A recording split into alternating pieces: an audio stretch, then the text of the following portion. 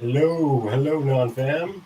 Everybody else that's in the chat, you guys want to come in today? I got an open invite here, so you guys can come in and drop in and kind of hang out. If you want to come hang out, share some tips or do whatever you want to do. But today I'm working on this little mouse droid 3D print. So this is the mini mouse droid by Michael Badley.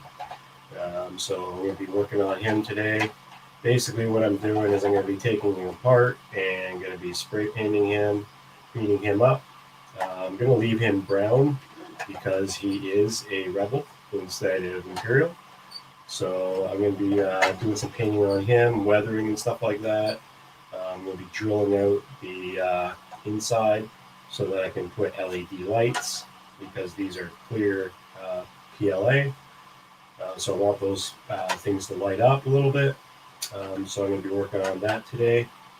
I'm waiting for the hardware and all the electronics to put into it before I can actually fully assemble.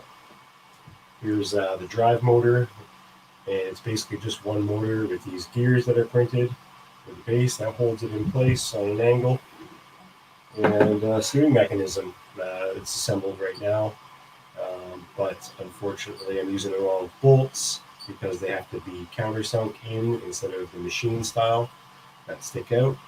So I'm waiting for bolts that are coming tomorrow or Monday, and I'll be doing a build video on the mouse droid once I have all the components. So everything should be here by Sunday or Monday for that.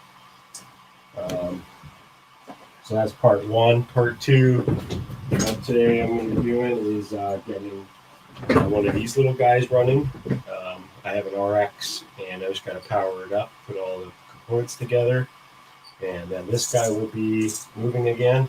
I did build one of these guys about 3 months or 4 months ago, and I ended up giving it away to a subscriber way back when as a giveaway. So I am building these things, and we'll be giving these away again in the future because I love hitting these little guys, and they're super easy to build. So constantly building these little guys for people who aren't into 3D printing yet. And as well, of course, this little chopper guy, I've got to work on his antenna. It broke off. I'm going to get him moving into a Bluetooth style speaker, which will be a customization of cutting this dome or just reprinting this dome again and doing it so that there's a speaker that fits on the top. And yeah, all the components and everything are together. His legs come off and on pretty easily. Now this is a scaled down model, so all the components and everything for the servos and all that don't fit because this is scaled down. There's no servos that I could find that would fit something small like this. So this guy is just going to be a standalone 3D print kind of droid with Bluetooth inside. So it's kind of a little like desk speaker. Or you can take it out with you and stuff. If you guys have followed along, we've been working on these droids, Hazelman. And so this is my little droid here. This is the R9 dome. As you can see, it's a replica of that guy. And he turns on and he has all the servos on the feet, which fit perfectly. A little caster wheel here so that this wheel can spin. 3D printed TPU for the wheels, of course. Everything is 3D printed and just bolted together. This thing probably would take maybe a day's worth of printing. No supports, basically no cleanup of material or anything as long as your printing is good. And yeah, you can decide if you want to paint it or if you just want to leave it the color that you print it. But mine is clear PLA. So when I turn him on, his head glows, but his body does not yet until I get the proper LED lights inside, and then he will fully glow as he runs and change color and stuff. So I might do something a little bit different with the eye. That's why I haven't painted the eye or done anything. But I would like his eye to actually be one glowing strobe light or something. And then there's this big guy. So this is the mini Chep, even though he doesn't look so mini compared to everything else. This guy is the Chep that you can download as well. He's got motors instead of servos, so he's a lot bigger, a little heavier to run. But I'm having problems with the electronics, so I've put that aside, and I got to paint him again because he needs a clean coat. And his dome is also clear PLA as well. So once everything is inside there for LEDs, we'll be good to go. I've actually printed out 2 new eyes for him, so I've got a bigger eye and a smaller eye here, and these are actually going to go inside here now. Let's see if I can get them in there without losing this pin. So there's a guide pin. Hello, Burning Gems. Oh, my antenna's not attached as far as it was. All right.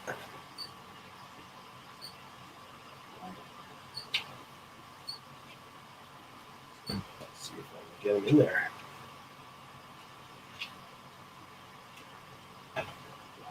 If you guys are wanting to come in, let me know. I'll drop a link in the chat again, the StreamYard. I'm just kind of hanging out today and just talking 3D prints. Now this eye didn't print properly, so I got to redo it.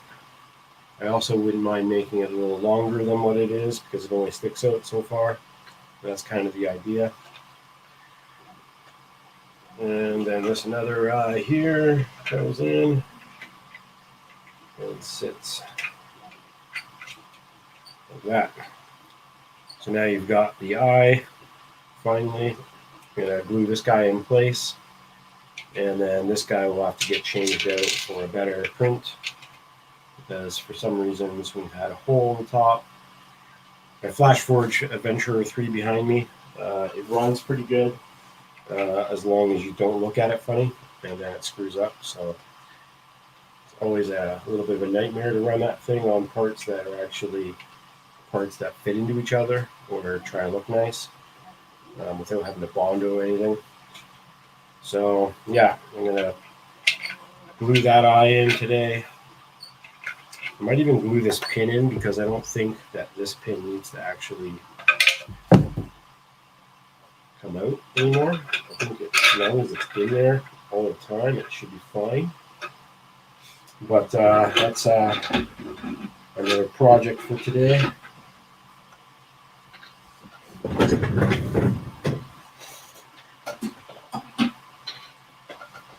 And if you've subscribed to my channel before, you've probably seen this guy sitting here. So that's my full-size battle droid that I've been working on. Unfortunately, it was a Thingiverse model instead of a Droid Division model. So that thing is having a little bit of trouble with the attaching the legs to the hips. I resorted to putting magnets into the body and washers into the legs for it to hold. But unfortunately, it's just too much weight for this guy's body for it to actually hold. So the magnets here on the sides, inside the hip there, are what holds the legs together on it.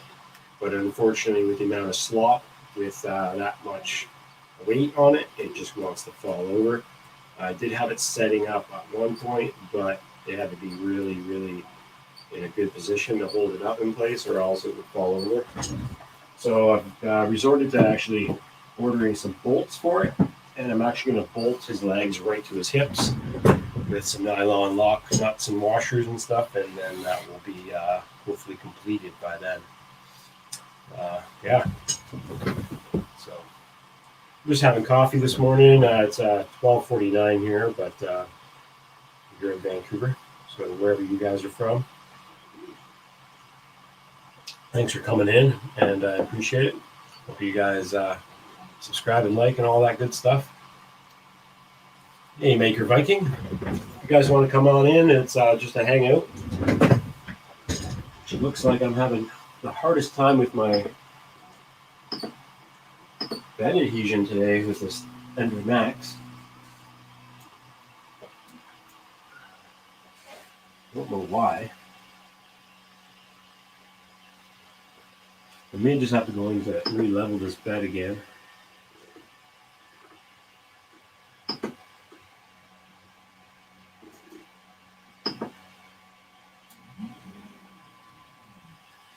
Definitely need to order that anti-backlash nut for this thing because, as you've seen, as soon as I disabled the steppers, this fell like nothing.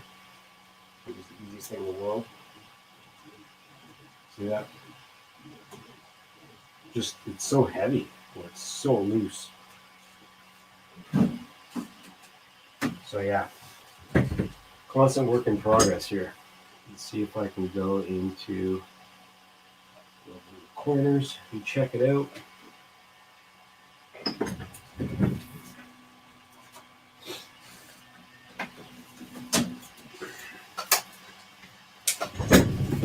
You guys can follow along with the droid division, not droid division, but the droid building with Sam Prentice and Jerry and Tripod and everybody. We've been printing these droids pretty steadily now, and we're working on the next one. And I'm just starting to print all the gears and stuff out of some PETG. And then I'm going to switch colors later and print him in kind of like a teal color as well as black. So that should look pretty nice.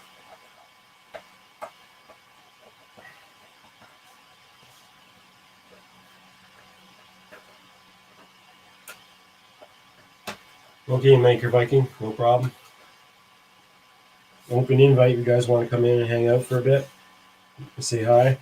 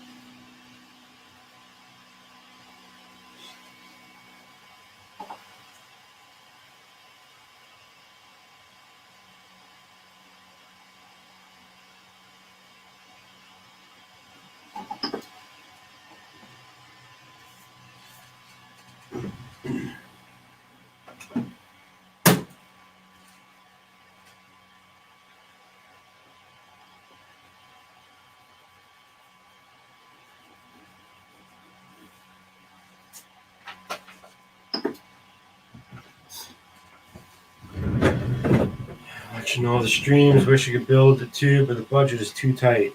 Yeah, I mean, it's not too bad actually. Like $100, as long as you have a radio, you could pretty much do it for like less than $50 Canadian. I don't think it's that expensive of a build, but it all definitely does require the starting point of having a remote. If you don't want to do the remote thing, there's also the option of using a Bluetooth module. So you could just do the Bluetooth module way, which again is in the builds for all the Michael Badley's 3D printing folders. So you could just do that.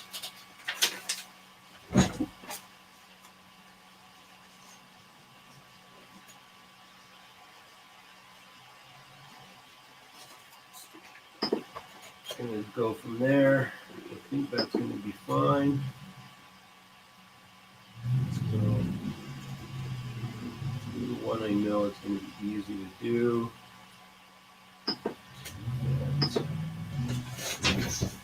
All right, that will get that working.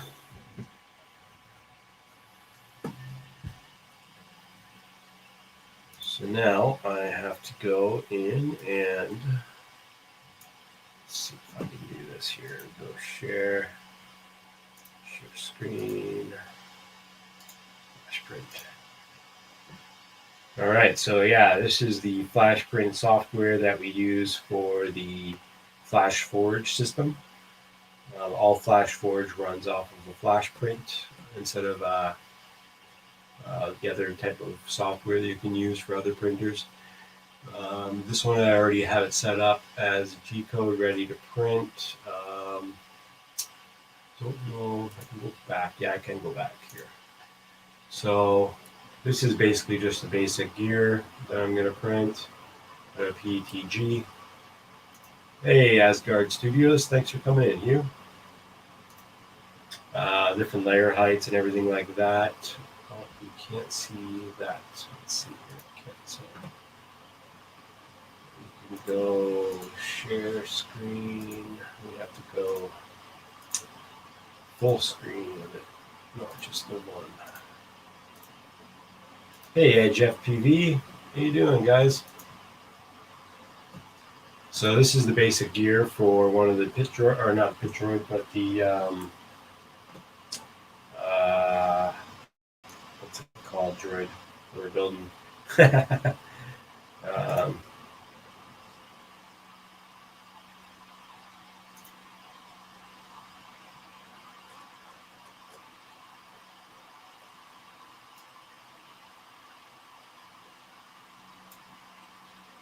yeah. So anyway, this is the one of the droid parts that we're going to be printing, and then go into the slicer settings of it all. And it can show you basically what the setup looks like for the Ender, or sorry, for the Flash Forge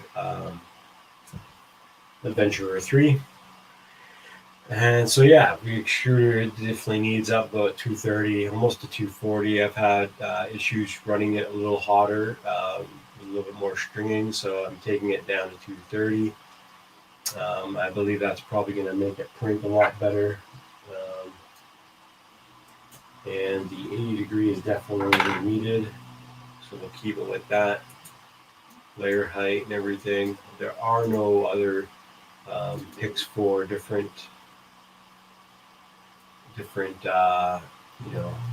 dynamic range or anything, different settings for it. So it's all standard in the PETG. It's really cool. I've noticed now with the Adventurer 3, it has the option of printing not just ABS, PLA, but also PETG now and PC. So now we've got four different types of filament that this printer will actually run, which makes it a little more useful for people who are printing different materials.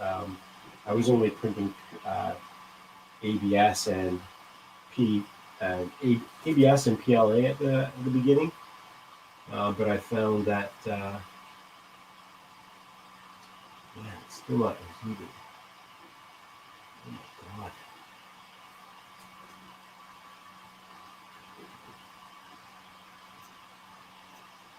Ah, killing me, printer.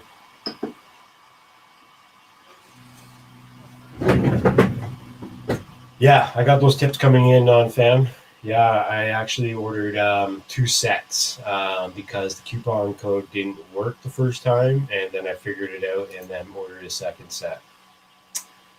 Anyway, back to this. I'm just doing a 15% infill on these because they don't have to be super structurally sound.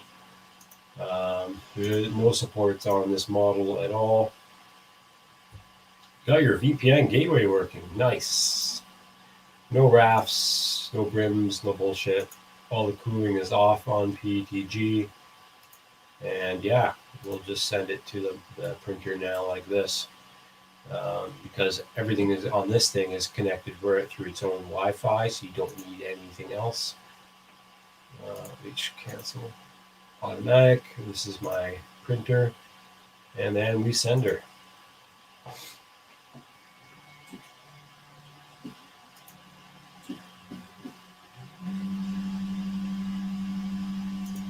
Right on.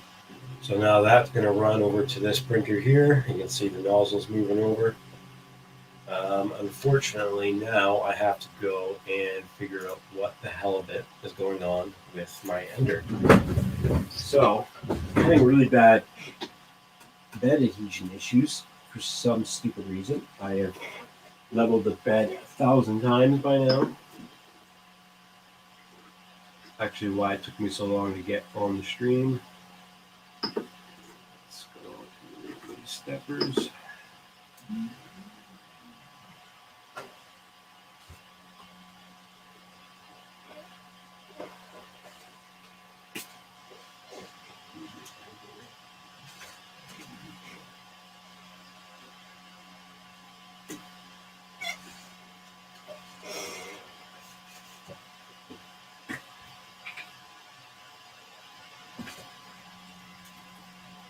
Try glue stick this time. I was trying to not use glue stick because when I got this printer, I didn't need any to print PLA. But this printer is starting to piss me off right now, so I'm going to have to resort back into old methods just to get things printed today. I don't have a lot of time to waste. I got some guy actually picking up some parts today. So I need to get a little bit more of them done. So that's running. Again, if you guys want to come in, you guys are more than welcome. I'll throw the link in the StreamYard again if you guys want to come hang out.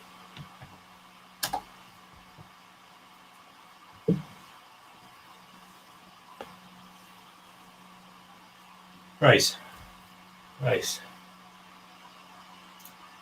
All right. Other things I've been working on is I got halfway through sanding my mask. So this is the Deathstroke mask. I've bonded it and filled up all the gaps and everything. I'm going to have to paint it, well, prime it, and then go back into it and rebond it again, because unfortunately it didn't really get every little bit that I wanted to get. So there are still some bumps and some seams that are showing. But yeah, I'm going to give that a spray later on. And then, of course, I'm going to have to really get working on this guy today. So this is the Stormtrooper Scout helmet that I've 3D printed in multiple pieces. And yeah, I've got to get him sanded down today, if not pretty soon.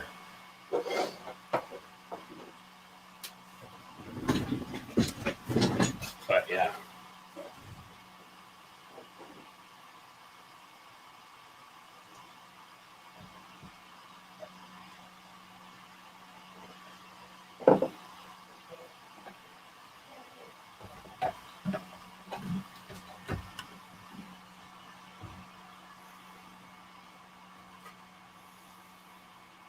Little mouse droid that I'm going to be working on today. This is the inside shell. Again, I'll be doing a full video of this tomorrow, if not Monday, of the entire build of how to do this. All the 3D printed parts and all of the files can be found on Michael Badley's Patreon page. These are not designed by me, but I will be giving away droids like this in the future for people who do not have 3D printers or just don't have the time to 3D print these kind of things.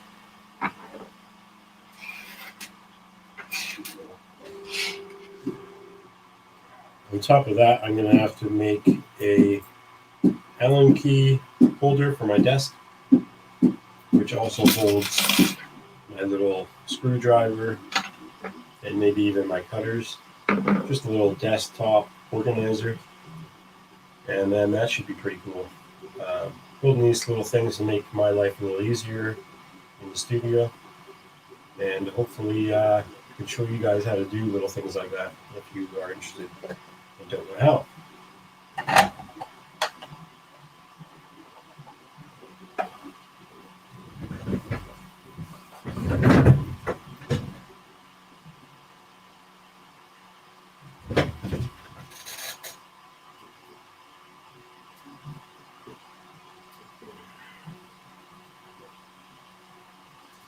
Looking pretty good for layer adhesion now. Looks like it's totally fine.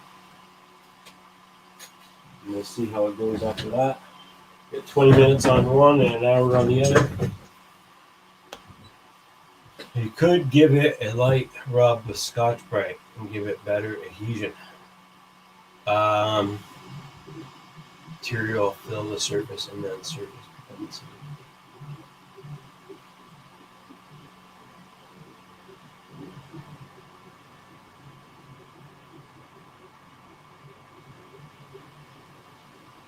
You're talking about for the helmet, the mask, whatnot, fam? Yeah, I mean, yeah, it's gonna take many times, many layers, many days of sanding of it to get it to where I want it to be before it'll be finished product anyway. But I never thought about using Scotch-Brite as much, but that's a good idea.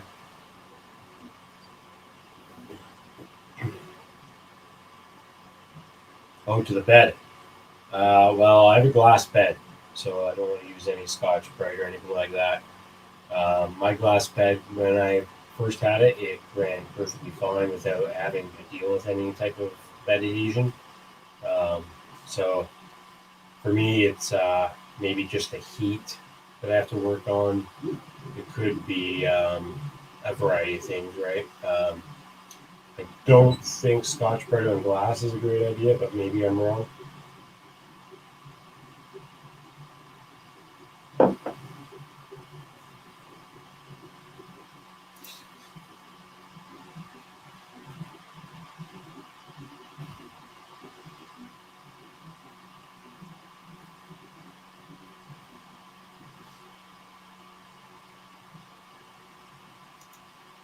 Yeah, it's the stock glass for the Ender 3 Max. Yeah,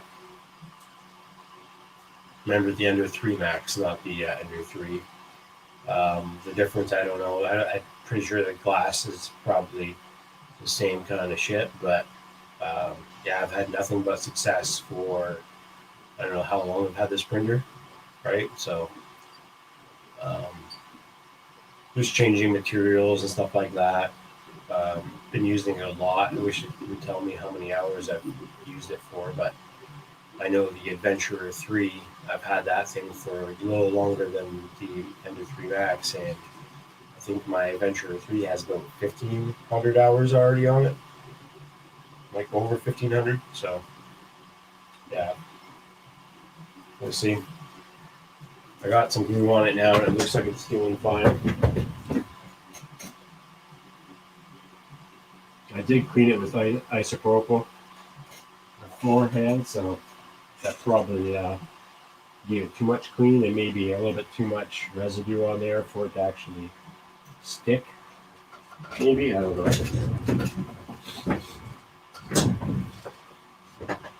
This is another project that I'm going to be working on pretty soon as I get some parts in for it.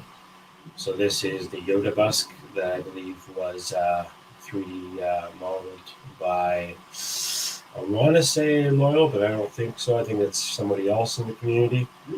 But what I'm going to do is I'm actually going to drill out the bottom here because it's hollow. It's actually 0% tin fill on this guy. And I'm going to throw an LED light in here. I'm going to make multiple different busks like this, the same idea, clear, PETG, and then put a light inside of each one of them, and then it'll be like a set of light up busks for Star Wars. And then hopefully I can get rid of those. A lot of these 3D prints, I have some on my Etsy store if you want to check it out. Some of it's not as good as the others, but it's a learning curve, 3D printing. Hey, Jerry. And yeah, a lot of these things I'm going to be building to give away on my channel instead of selling. Just want to get these things out to people that enjoy them. And if they want to donate to the channel or check out my link tree for all the different things that you can check out, like Twitter or my other Facebook channel, or other YouTube channel, with Facebook, my Amazon wish list, PayPal, all that good stuff. Patreon, if you want to join Patreon, as low as $1 a month, helps out with coffee.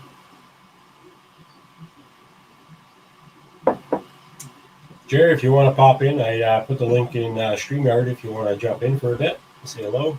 Anybody else? Just kind of sitting here hanging out. Basically can't go anywhere today. I'm still in lockdown, so yeah. If you guys want to pop in and say hello, that'd be awesome. If not, no big deal. Also 3D printed this out of PETG the other day. I needed a hand grip for doing vlogging and stuff like that. So now I have a really nice holder for my GoPro Session. This is the Session 4. I've never got the Session 5. I've had 2 different Session 4s, and these things produce really good quality. I've actually used it in other videos, like my snowboarding video on my off-axis FPV channel, as well as you can see it on being used on my video about building the microdroid, which I showed off earlier. So yeah, got a few things working on. Printing a bunch of these parts for a 24 scale little RC car. A buddy of mine who is going to be picking up some stuff later on today. All kinds of different little parts for his truck. And yeah, little tiny grill. The tiniest little grill. It's all kinds of little cool stuff I've been printing constantly. But I think right now I'm going to start working on this little guy. What I'm going to be doing is taking off some panels here. I'm going to be screwing some stuff into the panels so that I can fit LED lights inside of these. And hopefully we'll get together and join us in the stream here. If you guys want to hang out while I'm doing nonsense, you guys are more than welcome to come and hang out.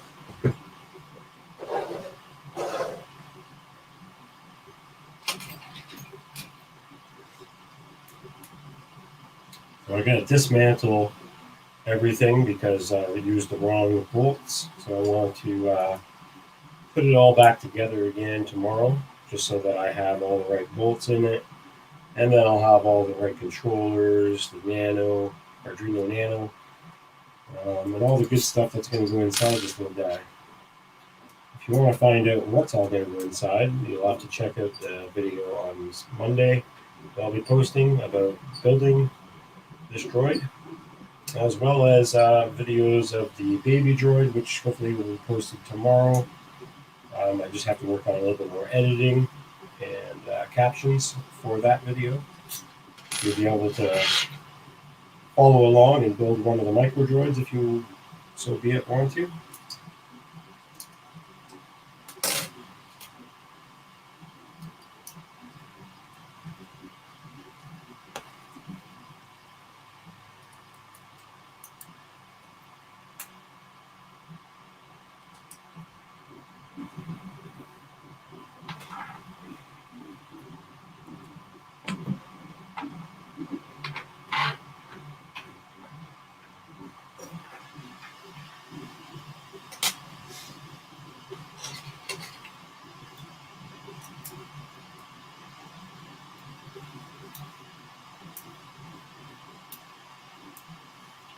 So I bought a 5-pack of these motors, thinking that I would just need about 5, and I luckily just had enough. Actually, I think it was a 4-pack. Yeah, it must have been a 4-pack. Because I got one droid with 3, one with a dome and 2 with the feet, and then this one. So I guess I got a 4-pack instead of a 5-pack. But anyway, these motors are very useful if you're getting into this hobby of 3D printing / building droids, or even building anything RC. They are definitely a good motor, very cheap, very useful. They have the 2 pins so that you control actually 2 wheels instead of just 1. So the options are nice for that. You do have to solder on your own wires to these little tabs, which ain't a big deal. These tabs are very, very tiny. But yeah, it's super easy to actually get these little motors anywhere you are in the world, and they're very, very useful.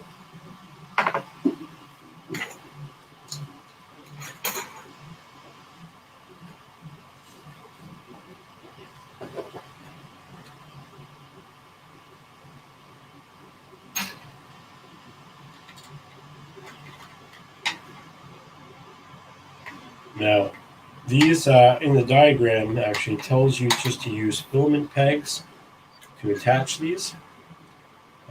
Basically, filament pegs are just tiny pieces of the cut off ends of filament, just so that it has the 1.75 millimeter type of hole that is 3D printed for the structure for it to fit into. That we don't have to use any type of screws, but I opted to use screws only because I wanted these panels to come off and on. For the reason is because I am putting LED lights inside, so I actually want this to actually be removable for now until I get everything sorted out the way I want it. Now the LED lights is something I'm adding my own to the model. So again, if you just want to print just a basic mouse droid, there is no option for the LED lights as of yet. But once I complete it and do it, it should be able to upload the file on Michael Badley's. Once it works and everything, he'll probably just add it to the file, or to the folder, I should say. And you guys will be able to do it as well at home. That's the best part about the Droid Builders Club, is if you guys have ideas, a way to do things differently, or have designs that relate to, he is very open and very nice man. So you can actually get a lot of cool recognition for the things that you've been doing, if that's what you want to do. So yeah, all these little panels just go on these 4 holes, which are supposed to be filament pegs again. But again, I'm just going to drill out parts here and here so that I can actually have an LED light inside. And then she'll be able to glow.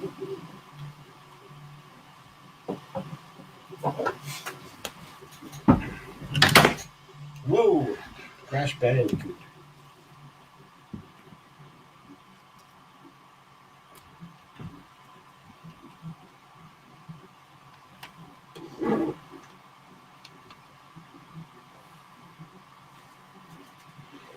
All right, so we have a visitor. Hey, Zoran. How you doing, buddy? I feel like I have COVID round 2. Ugh. I still have COVID and a half, so it sucks. My wife and I are both not doing good. Last 2 weeks now, no energy, migraine, body aches, freezing and burning up at the same time. Yeah. And I was running a fever this morning. Oh my god, dude! Sorry to hear that. Yay! I'm glad you're doing good though. Yeah, it's off as good as expected. Yeah, yesterday I felt really good. Today I woke up and I was like, man, I feel like shit again. What the hell's going on? So I don't know what the fuck's going on anymore. Have you hit the something that you should be able to think clearly about is like really hard to do for a moment and then it starts working? Yep. Yeah. Yep. My brain has been pretty mush for the last week. Mine's been mush since Thanksgiving when we caught this. Yeah. Fuck, man.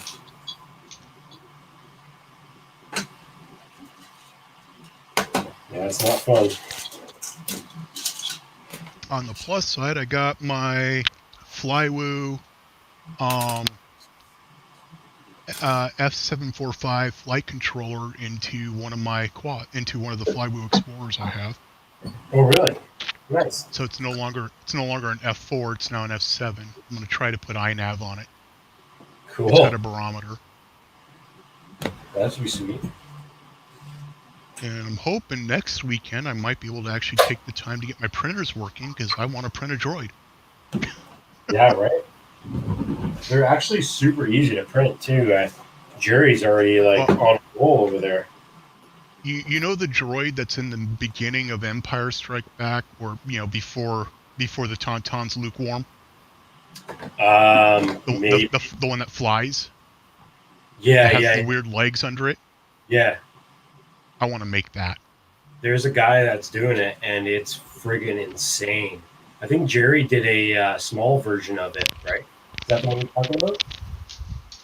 The one that flies? Yeah. I'm actually going to put put the guts of one of my tiny hawks in it. That'd be sick. You should. People asking me about that too. They're like, "Are you gonna ever like build a droid that flies?" I'm like, oh man, Exactly. it would be so tough, but it'd be so much fun. But I still have the Spaceballs motorhome to do. So. Oh right, yeah. That thing is going to be epic. But that thing's going to be huge. So. Yeah, the probe droid. I don't know what they call it. Yeah, probe droid. I only picture it whenever I want to make fun of the fact that Tauntauns are only lukewarm. Where's the end of this thing?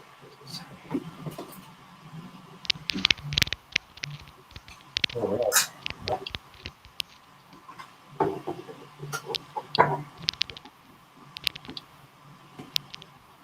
So did you get your 3D printer set up yet, or no? No, we've got with the puppies and everything, and not feeling good. I don't have the brain to work on them. I got one of them starting. It sort of worked, but every time I tried to print a droid, it'd get about an hour in and then start doing stupid crap. Oh, weird. But my good one, my Ender 3 that has the full rail kit, I can't get to it easily with where it's at, so I got to figure out how to rearrange things.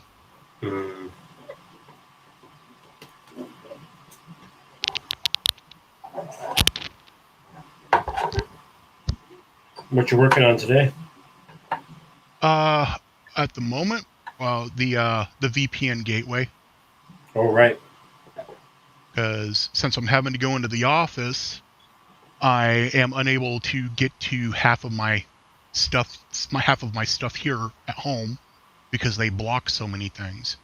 True. But at the same time, because of me being behind a carrier grade NAT that I have no control over, I was unable to host my own web servers and things like that internally. I was always having to pay for outside hosting.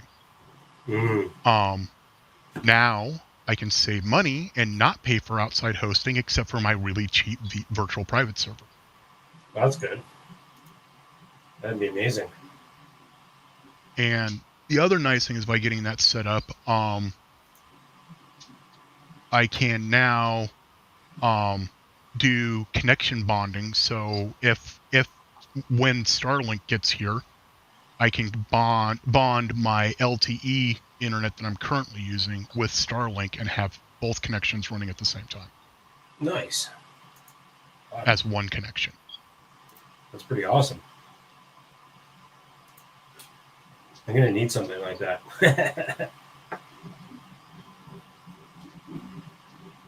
Let's see here.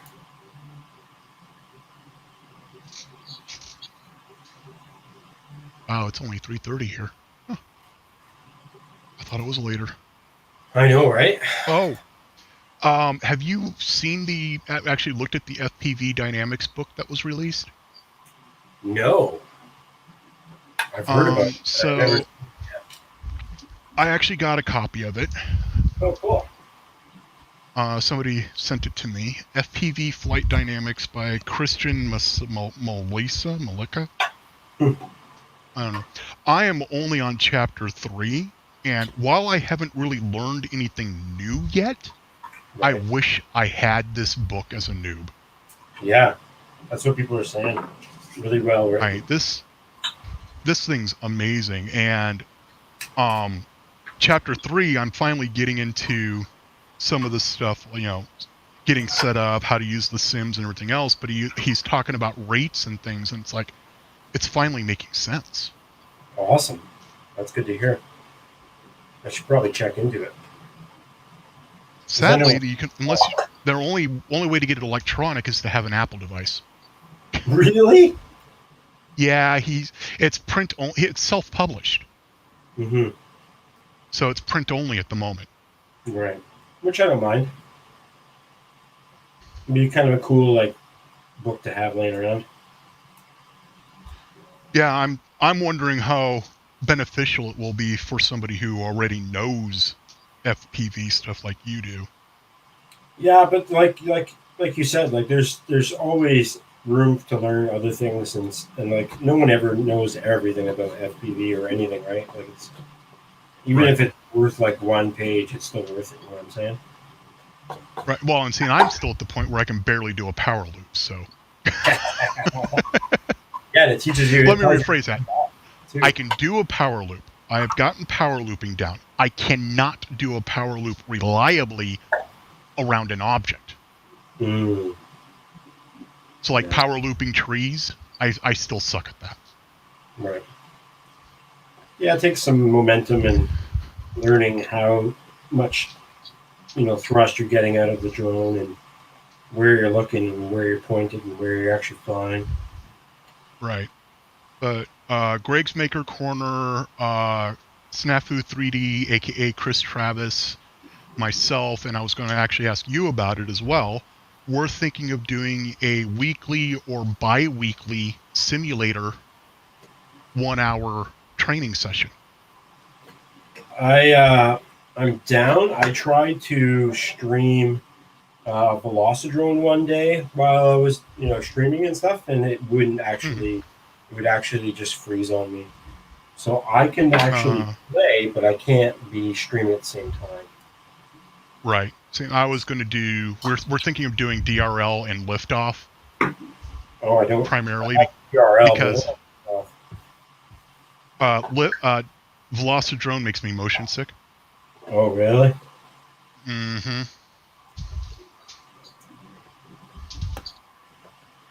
I own it, and I own all the add-ons for it. But Oh, when I damn. play it, I want to barf. Damn.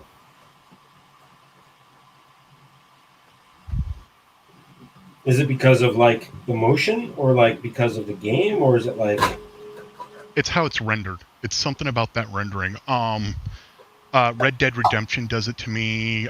Grand Theft Auto does it to me. Oh, Half-Life, anything with Valve, anything that Valve's done will do it to me. oh, interesting. But back in the day and even now, games like Descent, where I do quick motion twitch in that game and I have no issues, but the people standing behind me watching me play, they want to barf. So it's not the twitch or anything of it. It is just how the rendering's done. I can sometimes get it a little better by playing with the field of view. Yeah. But never perfect. Liftoff doesn't do it to me. DRL doesn't do it to me. And obviously actually flying, I've only triggered the vertigo once actually flying. And that was with the Diatone Racer that Greg sent me. Oh, okay. And that was just because that thing is so fast on an analog camera. Yeah. Wow.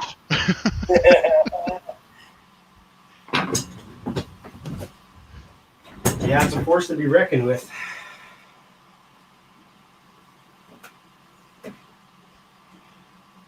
I think I'm gonna have issues with this stupid printer all day today. Almost like it needs like another layer. Let's see here. What's it doing?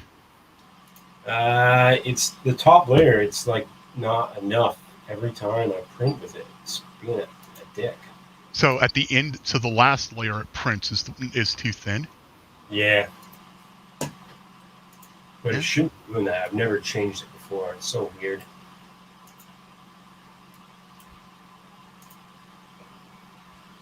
Let's see here. Flash print? What the heck is flash print? So flash print is for the Flash Forge system. Huh. Top solid layers. Oh. Put it up one more, I guess. Interesting. There's fucking lots. Maybe it's your shell count. You've only got a shell count of 3. I don't know. Unfortunately, these are all things I'm still learning. Yeah. Let's try that.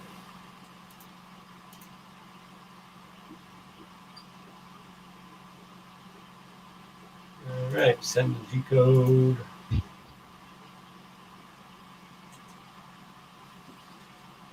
Give him a second try. Yeah, I'm printing with, what is it called? Hatch. No, it's not Hatch. MG Chemicals PETG. I didn't even know MG Chemicals made PETG until I bought this roll.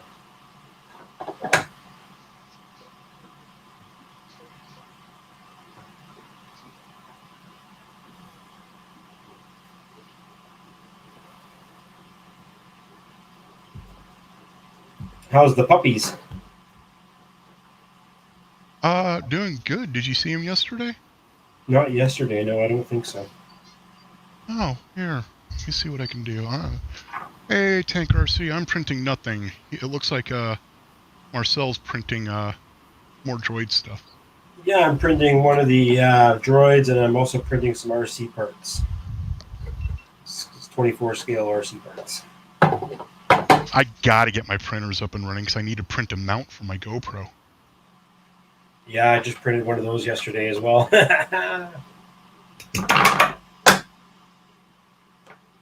Over 1,600 hours on my FlashForge adventure. And more on this side. So I've got these LEDs that are just like a string light. I'm just going to feed through and put the clear piece back on top of it, and then it should shine. We don't have to wire it into the actual drone.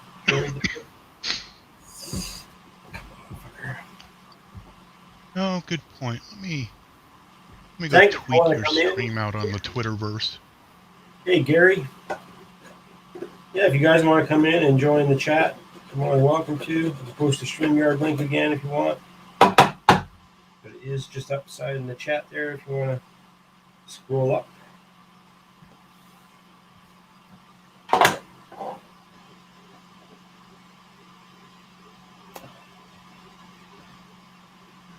Tweet. Oh. I'm going to be posting another build video tomorrow. Oh, I think somebody just hit the lobby. Yep, Tank. Mr. Frank the Tank. Where is my mouse? There it is. I don't know where your mouse is. Hello, hello. Hello. His beard's cut off by your banner. Yeah, let me zoom out. Get my beard back. There you go. Maybe I can tilt a bit more. There. You can also just go like that. See, I need to learn how to build these.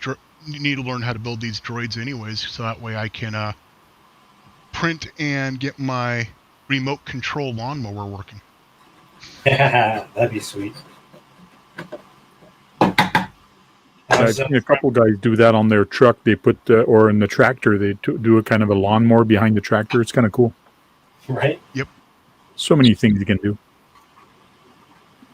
Whereas me, I want to actually use, I'm going to use a flight controller and iNav and do a waypoint system so I can just hit a button and walk away.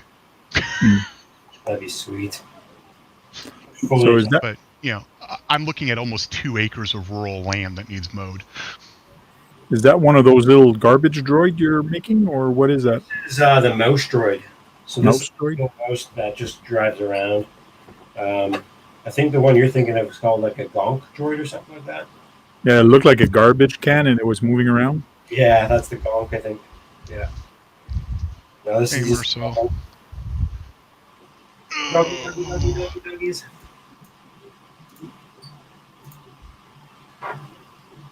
Hello, puppies. Hello, puppies. Oh, my son would love those little puppies. Yeah, me too. We just got one, but it's a little Shih Tzu mixed with a Papillon. But that one is going to become big. You hear about the guy who tried to start a display with a bunch of dogs? And, you know, he wanted to have the thing where he was talking about animals and everything else. Problem was, it was a Shih Tzu. Oh yeah. Anyways,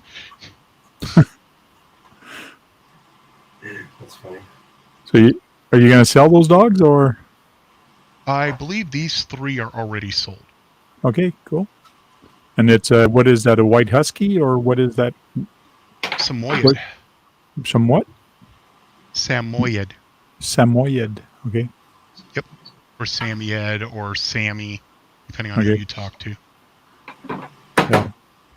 My son's coming back They're downstairs. I'm going to show him. They are a Russian, well, northern Mongolian working dog for herding, hunting, and basically a full all-around utility dog. Okay. Cool. They are a Spitz breed like the Huskies, like the Sibes. Oh yeah. Come on, get down here. Oh, play fighting. So it looks like you got a little runt in the gang. One smaller than all the rest, or one is bigger than all the rest. The girl is the biggest. Oh yeah. For now. Also, some of it's probably Angle. That's Mom. Oh yeah. And that's Lamb Chop, who she thinks is a puppy as well. Oh. He's coming downstairs. Hold on. That's a boy. He's got little puppies. See, there's a big mummy. That's a boy. There's the girl. That's a boy. So cute, your puppy. Yeah. Hey, Devin. They're big dogs. C'est igual ao cheveu. Não, il me l'a dit non, mais c'est un nom weird. 40 to 60 pounds normally, depending on gender and everything. C'est pesant. Heavier than you. Cool. Cool. Thank you. Come on, we can get the leg going. Come on. There we go. There's the leg. So what do you do for your Patreon? What do you offer them for your Patreon? I was thinking of starting one. Right now, I don't have a lot offered. I was going to start doing stickers and stuff like that, but still waiting on the first subscriber, first person to do it to actually get rolling. But yeah, I'm thinking of doing private chats, how-tos, and private training and things like that. yeah, I've got that on there, like building people's drones for them, stuff like that as well. But, cool. Yeah, it was just an idea, and then hasn't really took off yet. But like I said, I don't have much to offer right now. So, oh, such a cute little face. In about another week and a half, they're going to look like little baby polar bears. Yeah.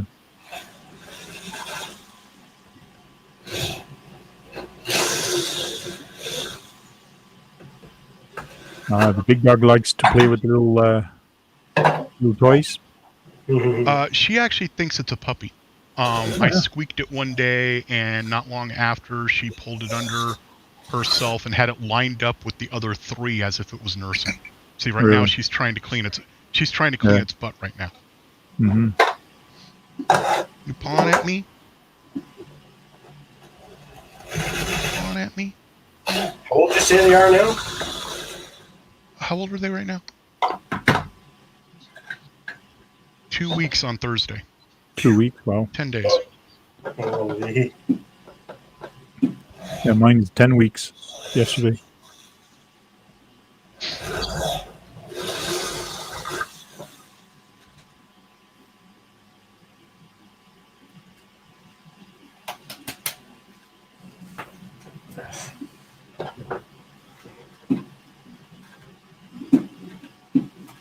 Adorable. I just used the wrong size. It's okay. Okay. That's enough puppies.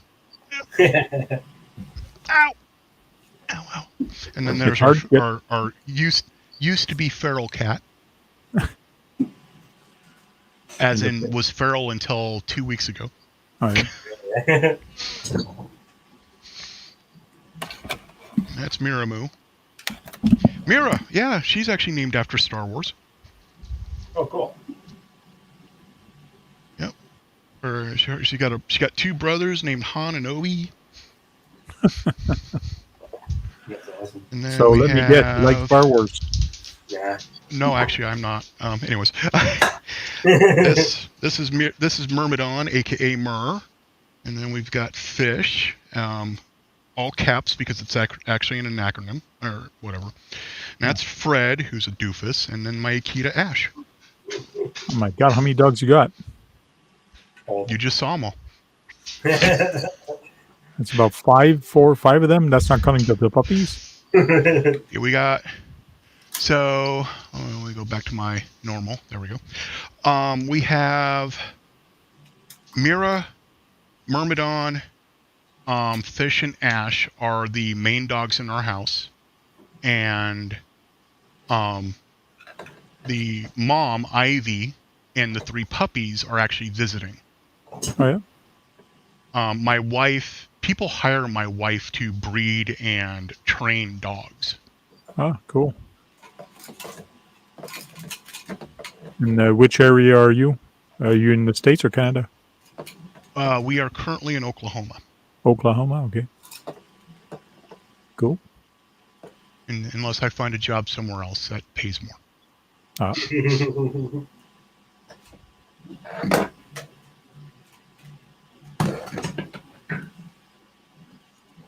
Dang it. Yeah, there we go. See, I knew me saying on Twitter that puppies would be on stream. People would start showing up. Yeah, H Colorado. Hello, how you doing? Hey, how you doing, Colorado? Hey, Devin. Yeah, Devin, pop in if you want, unless you're at school or working, probably. Hey, and there's Chris Travis. Yeah, Chris Travis, how you doing, buddy? He broke a prop yesterday. Ooh. He had his first drone injury. Oh yeah. His injury or the drone injury? Because if he got an injury drone. Okay, good. It sucks when newbies like cut their finger because of a prop or something, you know? The silly things that you can do when you're new with the drone. Always take your props off when you're working on the desk. Why? Why is that? Why is that? Because the motor, if you accidentally hit the throttle or something, your motor can spin and your prop will cut your finger right off. Well, you shouldn't have a battery in the car or in the quad if you're working on it. Well, if you're working on it on No. like on Betaflight or You shouldn't something, have the props. You shouldn't have the props on it. Okay, yeah, I guess if you're playing with electronics and calibrating stuff, I guess it makes sense. Yeah. It's just like us. Sometimes we do take the wheels off. Ooh, okay, interesting. It's the same thing, so it doesn't run away on you. Yeah. Except for the props have a lot of thrust and velocity and all that shit to actually cut your finger right off. Yep. I actually I think I might now have a scar on the side of my neck from that stupid whoop. Oh yeah. Ouch. I was flying one of my little whoops around inside the house, and it got up next to my head and sucked into my neck and cut me. Oh. It's always fun. Not. First real injury from a quad to myself. Hopefully the last injury to yourself. Well, I flew the DJI Spark in the house, and I flew a little too close to my wife's plant and trimmed her plant a little bit. And that's when she got mad. No doubt. That's a beast. Arming. So, Chris Travis, you can actually arm the quad in Betaflight if you go to the Motors tab, and there's a little tiny switch that you flip that says, I agree and understand the risk. Mm-hmm. And people do that, and they don't understand the risk, and all of a sudden, ouch, why did you do that? As Marcel knows, my first 5-inch that I built, I went to do a quick little bump test inside on the floor in the living room, and I now have a permanent cut in the ceiling because it went to fly to the moon on the moment I armed it. Mm-hmm. So the moral of the story is, Don't test big quads inside, and take the props off otherwise. I guess, yeah, makes sense. You don't realize how much it does make sense until you actually do something well.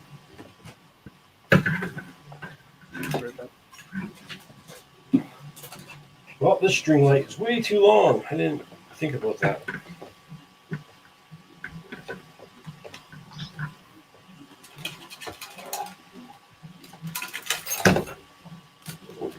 But and then there's the I was plugging in a quad to just do a quick little power test, and apparently I had something configured wrong, and it spun up, and I now have they've healed now, but I had bruising all around my crotch area because it fell into my lap as the props were spinning. Oh, there you go. Got another puppy. Hey, Max. That's Max. Maximilian. Terrible Max. He was just crying upstairs because Mommy was downstairs and everybody's downstairs and he was all alone. So, Chris Travis, those stupid little props, what I do is after I take the little tiny screws out of the top, if they're even in there to begin with, is I grab the motor with my 3 fingers going through the whoop frame, and then I use a pair of needle nose pliers, and I grab the prop at the center and just pop it off. Mm-hmm. I don't use that stupid prop removal tool because it just bends. Yeah. There are only like a couple of those prop removal tools that are actually good, and they're actually a thicker plastic material. The metal ones are garbage. Doesn't want to say bye-bye. No. Say bye-bye. I want to leave, Dad. Say bye-bye. I got to go help the wife do supper. Okay, thanks for coming in. We gotta teach our little 10-year-old what it is to make supper. So we're gonna teach him tonight. Awesome. Cool. So it's cooking with Mom and Dad. Yay. Yay. It's actually something my wife likes to do with the grandkids when they're here. Oh yeah. Cool. So we'll talk to the guys later. Thanks. Thanks for coming in. Take care. He ended up moving the motor from frame and pull the props off with his fingers. Yeah, that works too. My only problem with removing the motor is I have accidentally stripped one of the motor screw mounts. Oh, really? Putting it back together.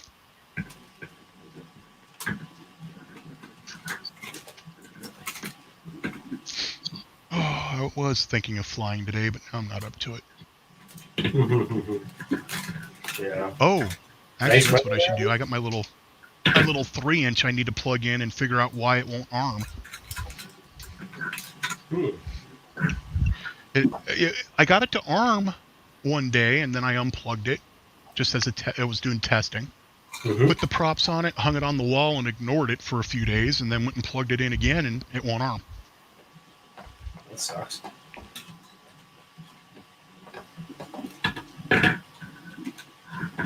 Oh, which quad did you get again, Chris? Oh, if he got one of the newbie drone type quads, yeah, there is no screws. It literally is a pressure fit. Itty bitty quad. Yeah. Miro, what are you doing?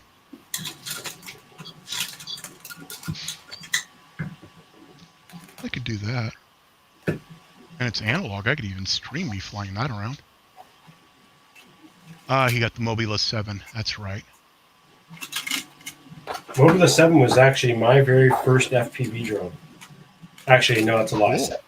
Second, because I had a brushed one before that. But, yeah, my first real quad, I would consider the Mobula 7 to be my first real one. And yeah, I still have one. 75 millimeter. Wow, a 75 millimeter that doesn't use T props. My Beta 75s are they have screws. Right. Yeah, the other ones don't, Mobile. I think they're 1 millimeter shaft, and I think the Beta ones are 1.5. Yeah, that's correct. Yeah. Wow, I just did that backwards. Nice. Yeah, I'm gonna have to buy some LED lights. They're a little shorter than this one. I could do this one like 3 times over. I don't have the holes for it, so I'm just gonna buy a shorter LED strip for this one.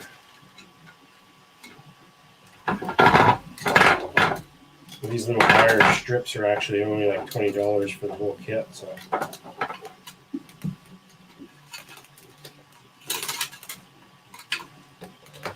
Yeah, that's the one thing that bothers me about quads. One moment they talk about the quad when it comes to prop size. The next time they're talking about it from the distance from motor to motor. It's like, make up your mind, people.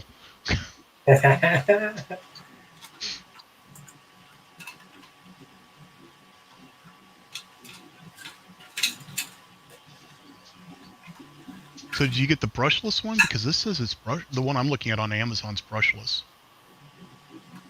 I don't think there is a brushed version of Mobile 7. Oh, well, Oh, so you were saying that the Mobile 7 was your first brushless quad. Okay. Yeah, and I had a brushed one before that, so technically that was my first real FPV quad. Yeah, I don't consider it. Add more aux channels. You can only add as many aux channels as your controller and your receiver support. And those little guys, I don't think they have more than the basic. What is it, like 4-channel or 5-channel or some bullshit where you can only do your sticks and then you can do your arm and stuff like that. There's not really much options on those little boards.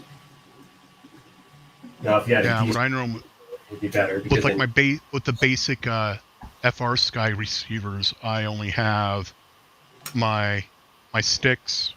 I have my arm. I have my beeper. And then I have one 3-way switch that I have set for angle, acro, and horizon, and that's it. Right. And that 3-way switch counts. Thankfully, each switch only counts as one aux channel. So that's right.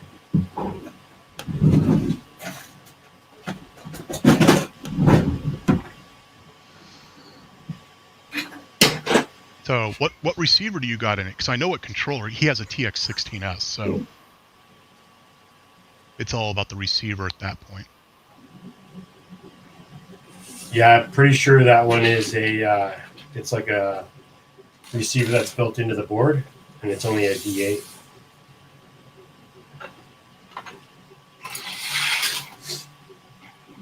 And 4 aux channels. Yeah, that's typical. Yeah, that's very normal. That's what D8 is. So you get 4 channels for the controls, like the stick movements, and then you have 4 aux channels. So what do you need more aux channels for? Yeah, I don't know why he does.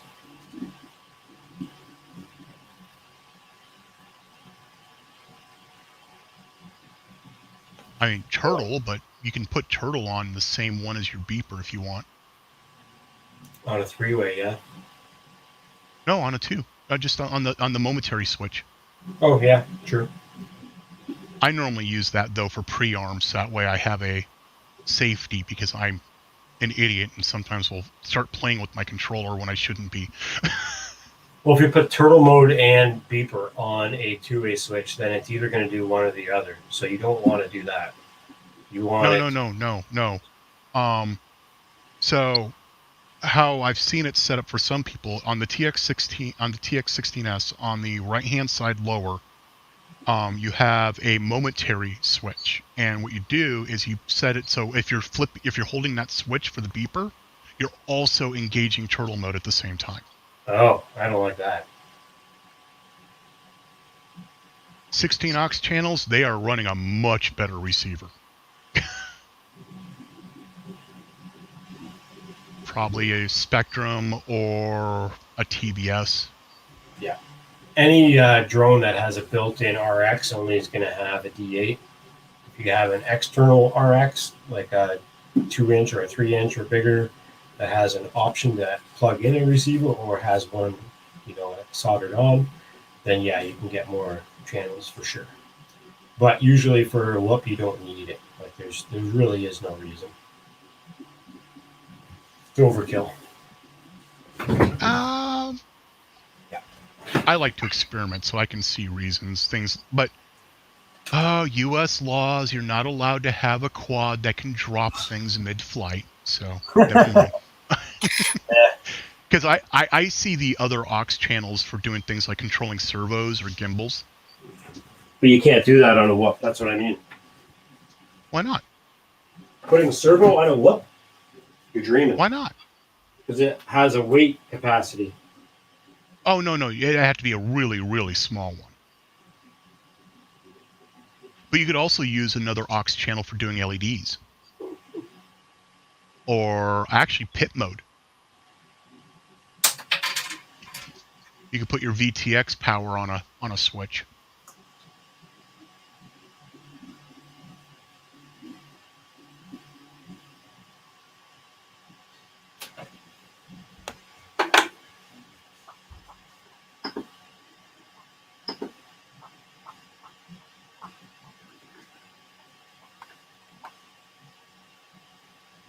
And I don't know if it's true with quads, but I do know in some things the more channels you have, the more power it uses.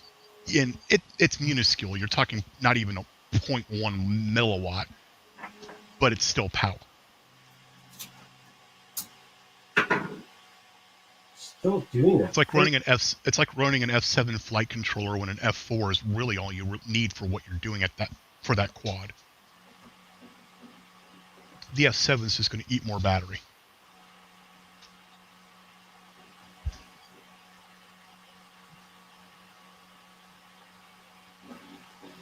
Now I'm curious, what RX is in them? I mean, I know it's only a D8, but... So... receiver options on Amazon are DSM-2, DSM-X, FlySky Basic, FlySky Standard, and FR-Sky, non-EU Basic and Standard. Those are all 4-channel. So 8-channel technically because of your sticks. But. Shit.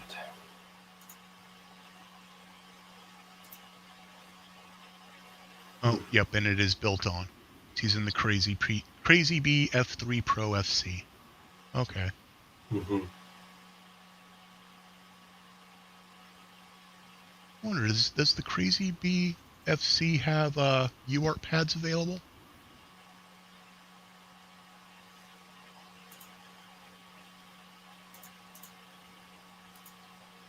It's a 5 amp 1 to 2 SF flight controller. That's been discontinued. And yes, there are UART pads exposed. Now that gives options.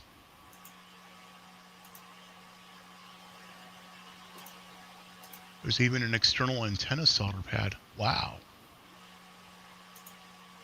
Besides the main one. What's her on this thing?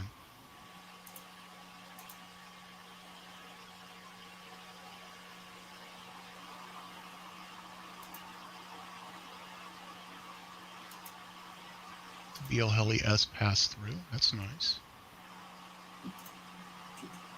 Oh, the pads are actually for the heading LED add-on you can do. Okay.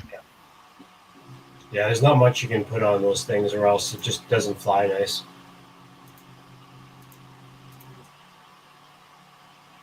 You'd have to upgrade motors. You'd have to upgrade all kinds of shit. Yeah, because you're looking at more weight. Yeah. Wow. Right. According to this, he's got the FR-Sky. It actually is D8, D16 switchable. Oh, it is switchable? Yup. So you just have to rebind it to D16 mode, and you have to set it up in Betaflight to be that tab on your receiver. You can do it. That I do not know how to do. Well, one day I could run you guys through it on my FPV channel, and we could talk a little bit more about it in depth. I could even run What through are you it. using for an RX on your quads? No, not your quads, your droids. On my droids, I use a RX4R. So it's an FR Sky receiver, and it has a four pin 4-pin PWM output. Yeah. Okay. And that's all you really need until you get to the bigger size. I might buy an RX that has like, I think if there's one that's out there that has like a 16 or something, but it's fucking almost like $200 Canadian. But I want something like that for this bigger guy because I don't want to use Bluetooth or whatever. So right. Yeah. I'm thinking about picking up a couple of the PWM cradles for the Crossfire Nano RXs. And then I can just use that for the droids, and then when when the droid loses some interest, I can pull it out and slap it into a wing or something for a little bit and put it back in the droid when I want. That's right. That'd be a good idea. Yeah, they're actually pretty easy to plug and play too. So I could use like RX for multiple. So that flight controller does have UART3 pads available, TX and RX3. Nice. That is nice. Which are used for the video. Never mind. Okay. Yeah, there's not much you can do to those things. Yeah, the only add-on you can do is LEDs. Yeah, I've gone through at least 5 or 6 of those boards. So. Oh, gone through them. That ain't good. Well, I've been flying for over 2 years, man. So. Well, yeah, but if you're frying flight controllers, I'm not frying them. I'm crashing and breaking them. Okay. A lot of times it's one motor pad that end up fails because a lot of those things, if you run the motor and it's hitting something and it tries to recover, sometimes if it gets caught, it just blow the pad on the ESC. Yep, that's the pad on those. They're pretty much useless. That's the downside of brushless. You'll fry the ESC instead of frying the motor. Yeah. But those things don't have a lot of power, right? You're looking at like 5 amp. If they had like a strong 5 amp max one like this thing is a little bigger, and this thing won't fry. It's the motors that will fry first. But yeah, I'm running on my little 3-inch I built. I'm running the Goku. I think it's a 15 amp ESC. Yeah. And I'm a little worried about it because I am also running the T-Motor 1507s on it. I had to be a little careful there. I'm going to have to figure out how to put the limiter on it so I don't fry my ESC. Yeah. Just put a nice heavy capacitor on it. You should be okay. It's got one. Actually, it's got a capacitor that's meant for a Sussex 4-in-1 50 amp. Nice. Yeah, the Sussex is a good one. I love the Sussex boards. Even though I saw pictures today of somebody had one that caught fire. He was using it with a FET Tech. And apparently when KISS flipped out, it fried the ESC with it. Crazy. That sucks. That FET Tech is... TX would be good for droids and FPV drones. You mean a transmitter?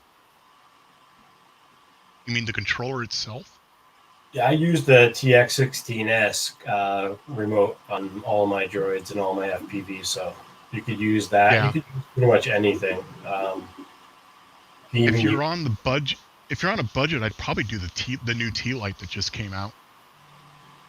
Yeah.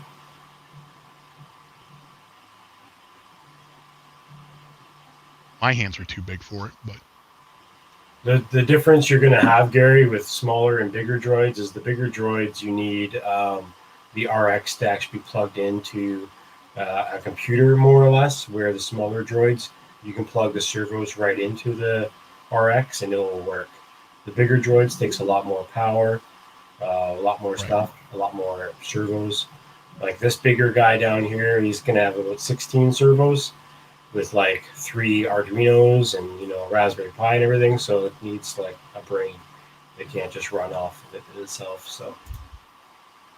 Oh, you just gave me an idea. I have for what I can use my little Raspberry Pico for. What's that? One of the droids. Yeah. Yep. I mean, you'd have to know Arduino coding and everything to get it running. But if you have the file, the Raspberry Pi Pico can do Python. Okay, I don't know anything about that. I'm just saying if you download the files from Michael Badley, it's already configured for a certain Arduino, a certain setup. So you don't have to do any configuration. It's all just dumping a file onto your Arduino, and it runs. Where if you try to do any customized stuff with different parts, like I've been sitting with this Arduino Uno that I was going to use for it, and because I don't have the proper code for it and everything, and the know-how to actually make it run, it just won't. So it takes a lot to do stuff on your own. I know Jerry was having the same issue. He was trying to upscale his droids and trying to get things to fit, and realized you have to customize everything to get it working. So it's a lot more of a process. Just started down the path familiar with Arduinos. And I'm going through that myself a little because I got a project I'm working on that I'm using a ESP32 instead of the Uno that they normally use. Right. So my pinouts, I have to go through and change all the pinout settings inside the code. Yeah.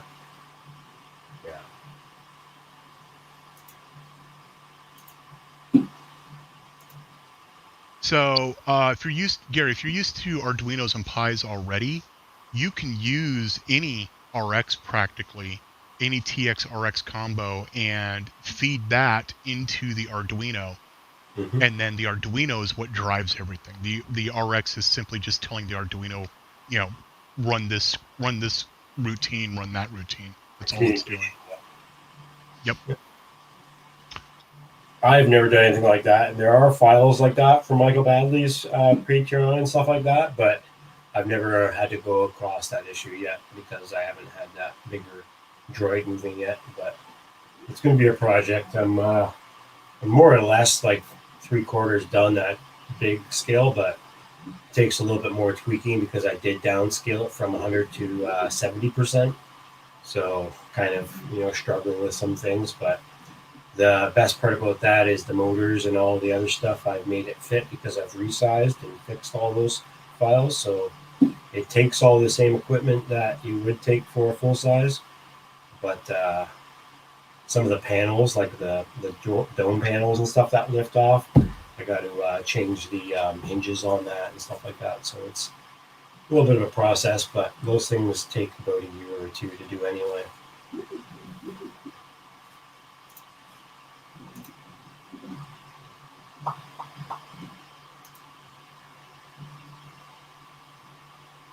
And that is yet another fried ESC.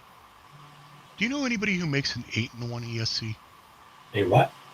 8-in-1? An 8-in, yeah. And not for one of the big guys either. I'm talking 20 by 20 or 30 by 30. I don't even know if there is a thing. There might not be. I know there is for the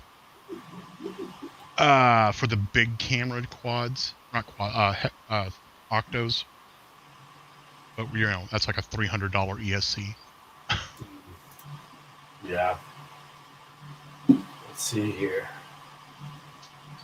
Yeah, Gary, if you're looking at an all new controller from the starting out, and you've got a little bit of coin, I would get the Radio Master TX16S with the Hall gimbals. Yeah. You don't really need the Max. The Max is nice, but you don't need it. I don't have the Max. Max is mainly just bling anyways.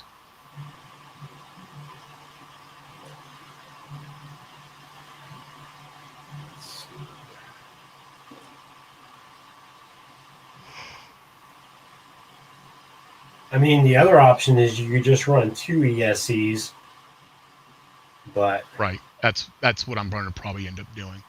yeah, there is one here on the Canada Amazon page that it took me to, but it doesn't look like it would be in stock anywhere. Maybe in your part of the world it might.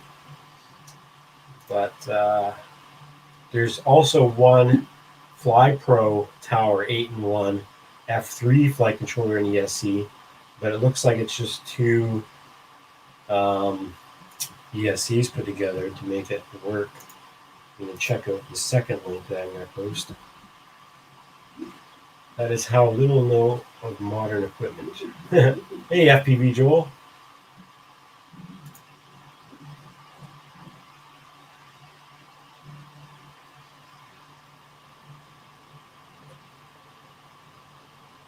Oh no, it's a transmitter board.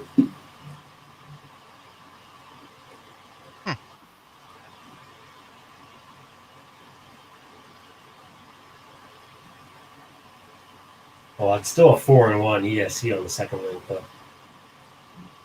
Yeah, it is. I don't know why are they calling it an 8-in-1 then? Yeah, what a dickhead move.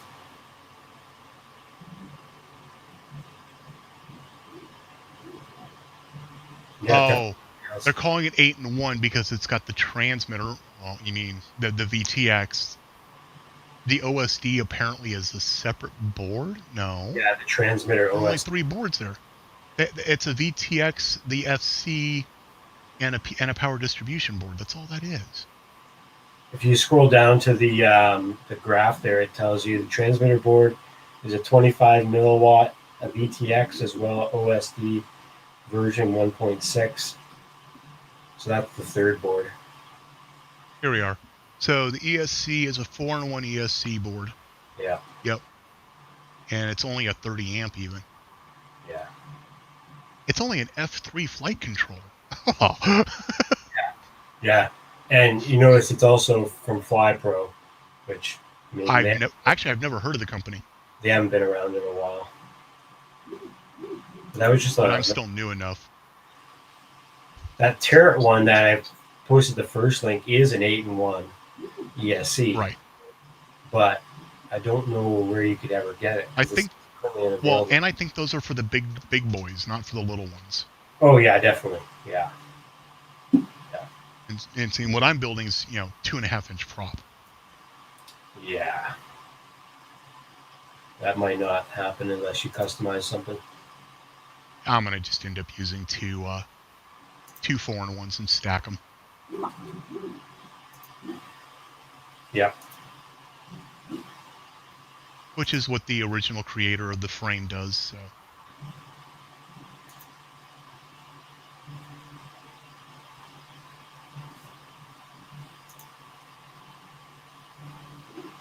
What? Oh, this is an upgrade. I was like, I just searched and I found a hexacopter that is for $65 upgrade kit. That's pretty dope, though, actually. I can share this page here. Screen share. Where is it in there? Yeah. The no name. Hobby Power S5. Oh, yes. Yeah, I saw that. I actually saw that one not long ago. So that just comes with the carbon fiber. No electronics. That's a pretty good deal. It is. For the kit, yeah. For the frame, it is. I paid more for the frame that I've got, and it's much smaller.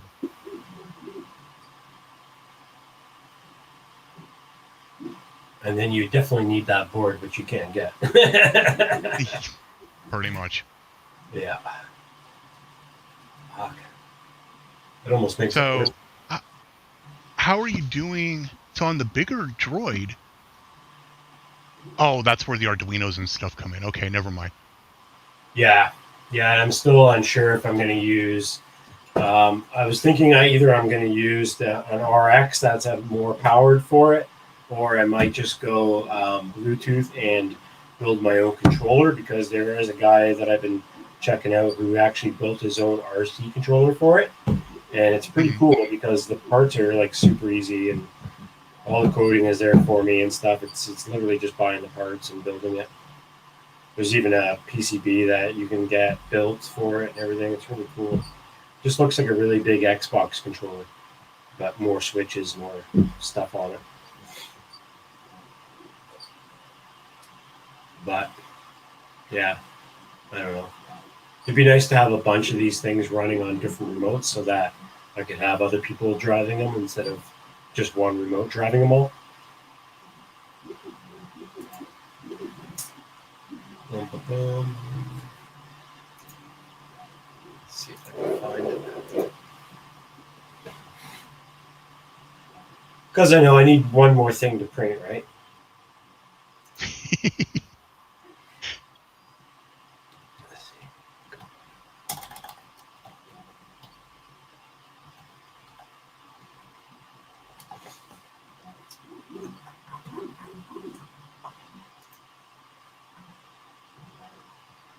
This video has actually been out for a while too. I should have gotten on this a long time ago. There it is. There it is. So this is the controller that you can build for them. It's super easy to build. Oh, yeah, I saw that. Apparently there's a 3D printed case for it too, if I remember correctly. Yeah, you could do an acrylic case like he did, or the case that is available on his channel. But simple little remote, easy to build. Might even cost you like $50 to actually buy the parts for this. And you get more than what you need because you always buy, you know, switches and dials and package of more than one. So yeah, really cool idea. I see what I need to figure out how to do is the Arduino to the ESC to power that motor the way he is. Oh, that's cool. Yeah.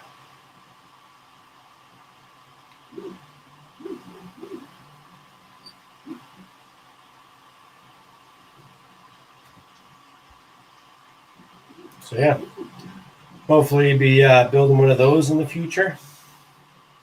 FPV Joel says you always need one more thing to print. Yep. Better check on these prints right now. That one is doing great. That one is doing. Ugh. I gotta let the dogs out. They're driving me nuts. Mira. Mira.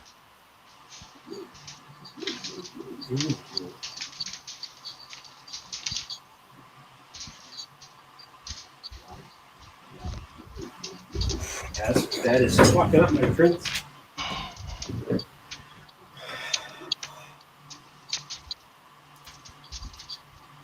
So yeah, these guys always have like really good codes and stuff. I've been like downloading Arduino codes, wiring diagrams for weeks on end.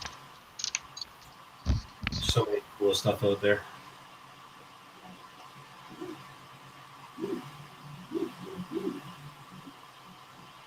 Oh, Sam just uploaded his time lapse and stuff where he's 3D printed of his droid.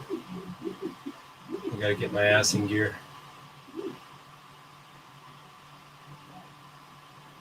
Yeah, I saw you guys doing the painting stream last night or whatever. And it was like, haven't even gotten my first part printed.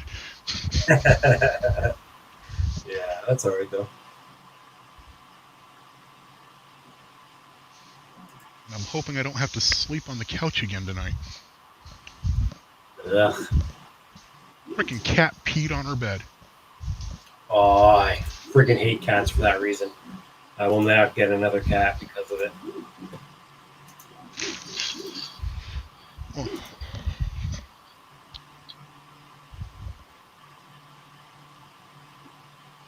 I got my Alien 3D box here. I need to go through and figure out what I'm going to do with that.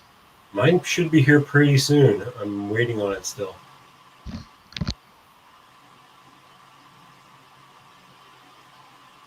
So this is a video from one of the builders meetups where all these guys come out and they bring all their droids out to the party and everyone gets to meet each other and hang out. It's a really good time. Hopefully, if all this headache finishes with this world we're going through, I can actually go to the United States and be a part of this meetup. But unfortunately, the way the world's working, it's not going to happen too quick. Let's fast forward here to the meetup.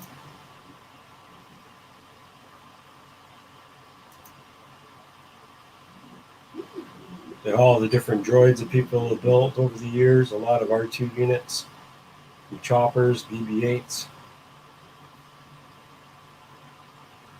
63 droids in total.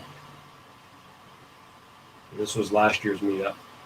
There's a BB-8 there. It's pretty hollow. A bunch of mouse droids in the front.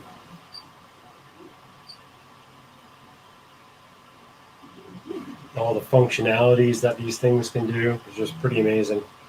But a lot of these ones, R2s, are metal. They're not 3D printed, which means they can have a lot more structure, a lot more mechanisms that do these kind of things.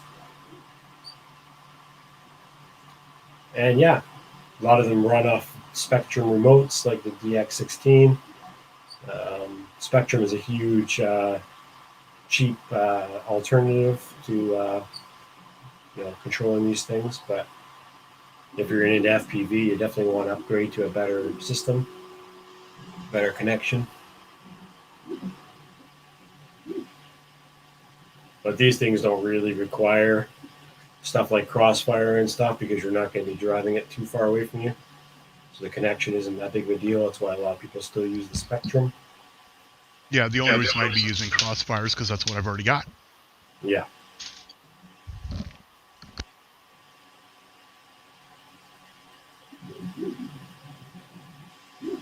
It's even got a little thing of Purell.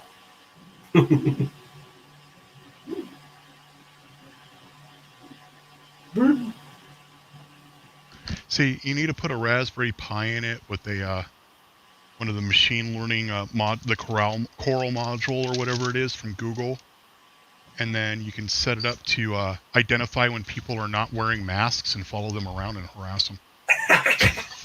Just start spraying them with a gun and stuff. No, start spraying them with set up a gun that sprays them with hand sanitizer. Yeah, that's what I mean. That'd be funny.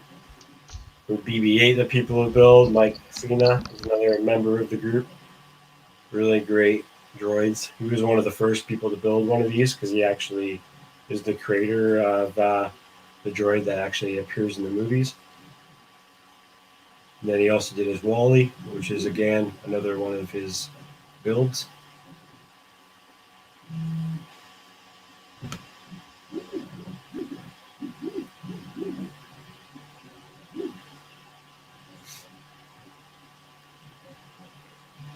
And he actually does talk and everything. There's a lot more. Ooh, that's loud. Yep, sorry about that.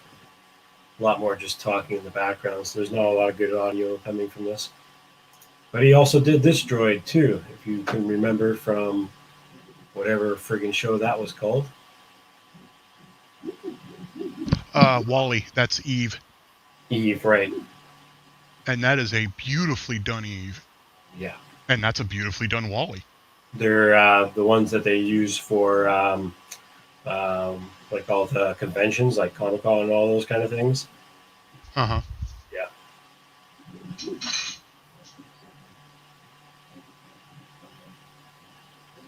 And now for the mouse droid racing.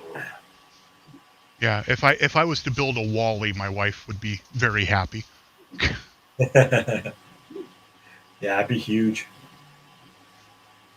A friend of mine's building a smaller version of Wally, but there's also a Facebook group for all the Wally builders, just like there is for droid builders.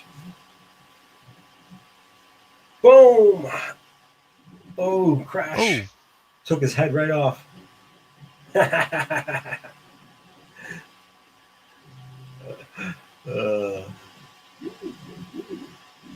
So these are the full-scale mouse droids, where I'm building just a mini mouse droid. Right. So yeah, lots of work, lots of channels, lots of people doing these things. If you want to check out other people's pages and other people's groups, this is Curious Mark. That video was from. Mark is another droid builder that's in the group with us all the time. And I'll post his link to his channel right now. But yeah, super inventive and very technical type person to check out. He's been working on these space clocks lately and all kinds of cool systems for Arduinos and really neat stuff if you want to check him out.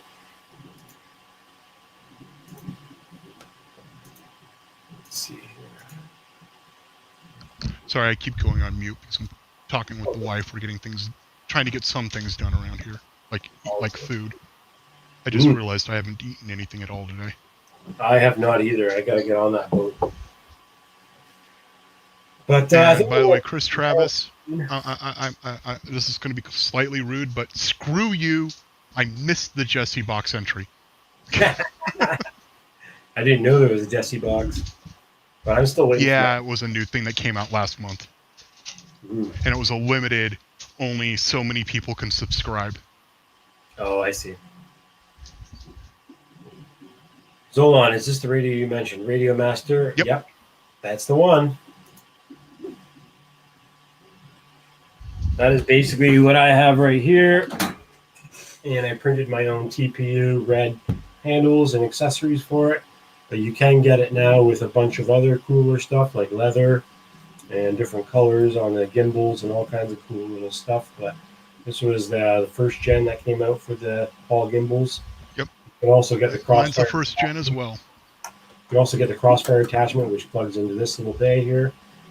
But again, if you're just running it with droids and your basic FPV, you don't really need anything else because this thing connects to everything: Spectrum, Fly Sky, FR Sky. And with the module bay, you can slap in pretty much anything. And yes, I have been finding in the US that you can get the controller cheaper from US vendors than you can from overseas. That's correct. Because those radios unless you want the max. If you want the max, you end up paying more. Yeah, these radios are actually made in the United States. It's actually cheaper for them to ship them out here in the United States. Oh, and I also think part of it's import taxes went up last month. Oh, really? Damn. Yeah.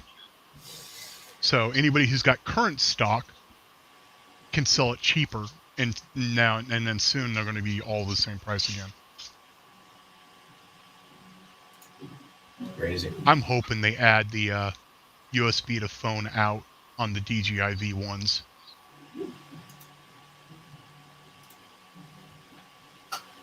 Nice. I didn't know Newbie Drone had radios for sale on their site. That's pretty awesome too. Yep. Yeah. Where did I get mine from? I think I got mine from GetFPV. Oh, his was from a Canadian vendor. Wow. Wow. From that's kind of amazing. Or Rotor Village. There's not too many other suppliers out there in our area, neck of the woods.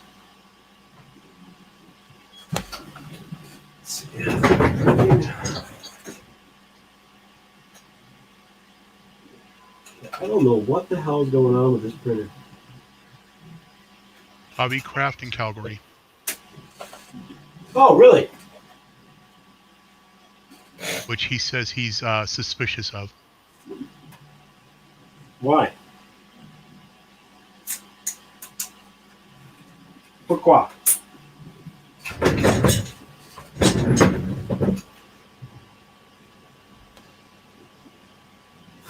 Yeah, Newbie Drones expanded quite a bit of what they now offer. Yeah.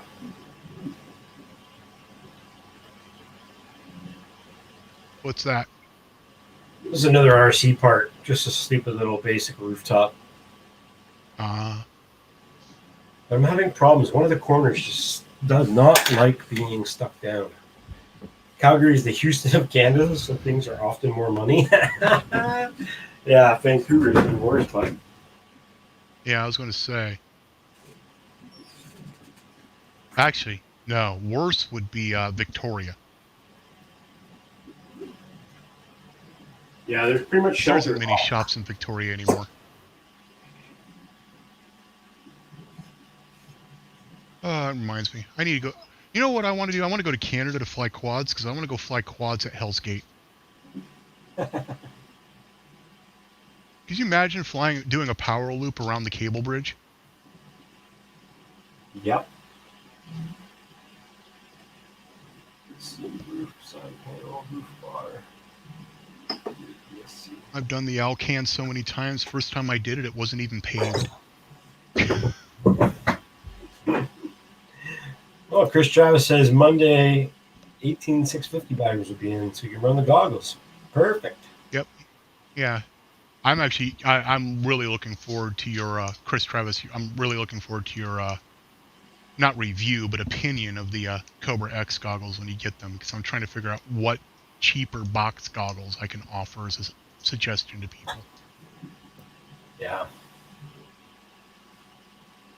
Yeah.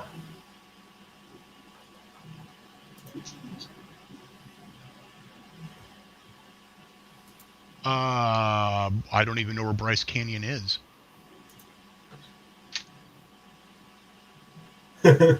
Oh. I may live in Oklahoma, but I'm not from here. Where is Bryce Canyon? Bryce Canyon National Park in Utah. Okay, so let's see here. Basically, it's it looks National like Park Federal, so maybe. I do know some of the national parks are no-fly zones, though. Yeah. Hey, and apparently people have looked this up before because Google Autocomplete came up with it. Use of remote-controlled equipment, including but not limited to helicopter, drones, and other aircraft equipment within Bryce Canyon National Park is prohibited by law. Yeah. Yeah, you can't really fly That's a no-go. or any parks like that anymore. So far, they fit nicely in your glasses. Nice, Chris Travis.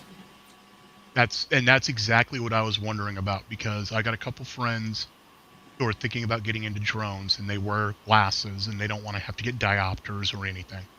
I mean, if you put diopters in, you're going to have a lot better experience than trying to wear glasses inside goggles, in my opinion. But I don't wear glasses. Box goggles, it shouldn't be an issue. No, but you would think the comfortability would be better not having two sets of glasses on, you know what I mean? I haven't worn glasses in years, so I don't know. Yeah, exactly, me either. When I moved here, I got PRK done. And I actually need to get it redone on my right eye because it's starting to go fuzzy, and that's causing me issues in my goggles. Yeah, unfortunately in the U.S., national parks, some allow them, some don't, but the majority apparently don't anymore. Right. Yeah, it's a sad time. We've got a lot of assholes in the world that do things they aren't supposed to be doing. It makes us look bad, so... got to punish the whole for the few. Yep, it's like that for anything in the world. We'll try and... As I said on Zach's stream, how long will it be before we have to get a license and a certification just to own a 3D printer? Or to breathe, or to drink water. There's already a movie about this one. You have to pay for water? What the hell? As is, here in Oklahoma, I have to go get a certificate in order to brew. Yeah. Just a home brew. Not even to sell it, not to give it out to other people, just to do it myself. Wow. That's crazy. Let's see if we get some bed adhesion on this one. Frig.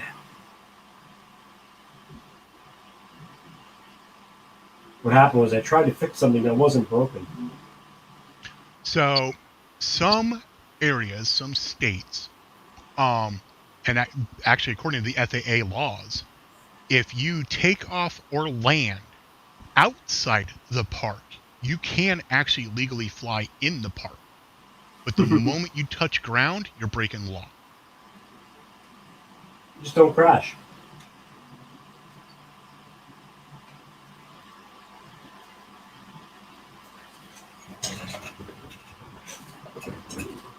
And some, you may be able to reach out to the park rangers at the park, because some national parks you can actually get a waiver.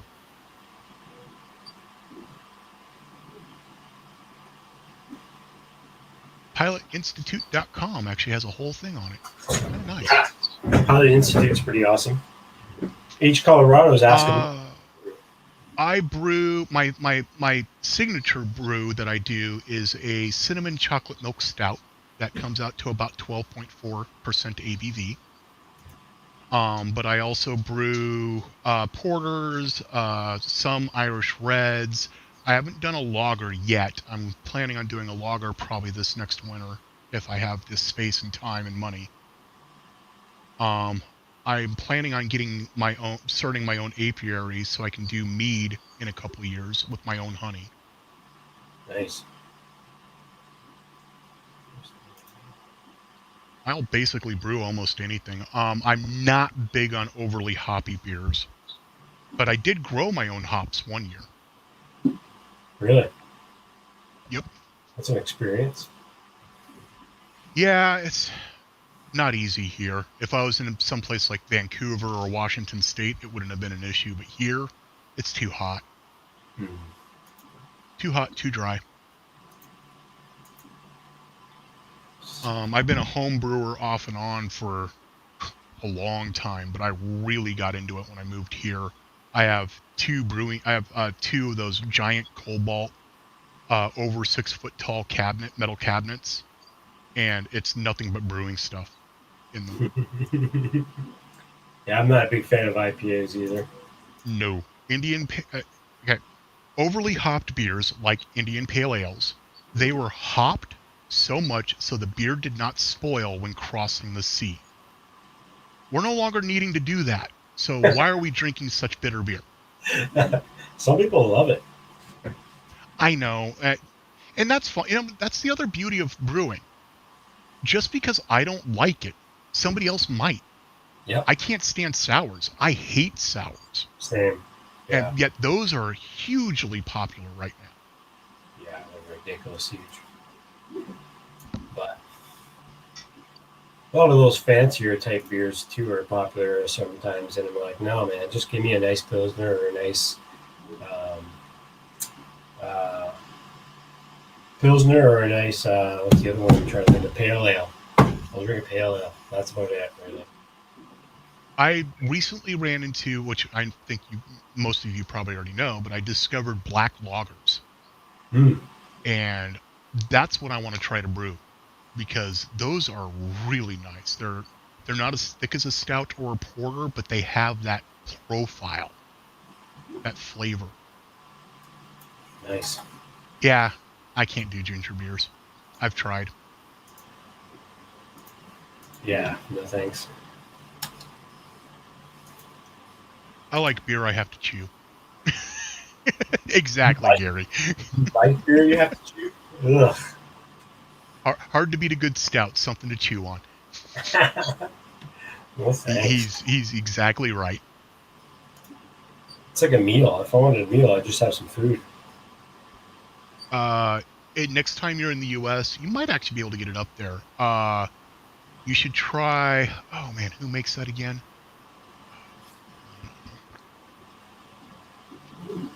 Founders Brewing Company Nitro Breakfast Stout. And it's actually made as a drink for breakfast. Really? Yeah.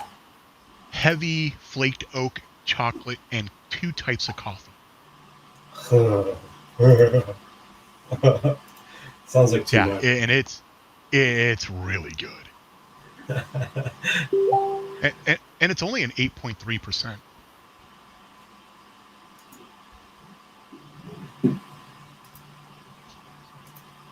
Uh-oh, Hey, Dan. Asgard Studios. Dan got the COVID shot and he kicked his ass again. Yeah, it does that. You say something on Twitter? No, I was just talking to him on Facebook right now. I just sent him a link if you wanted to drop in. Okay. Just send a couple people the link how he was doing. if they want to hang out for the bit. If not, I might shut her down the next half or so. Yeah, who wants to hang out with me? Same, man. I hear you. Just growing this channel. I think I've maybe hit 30 subscribers on this channel. Really? We need to fix that. Everybody else. I just started on Twitter again, so now I've got a Twitter. But again, you have 49 subscribers according to this.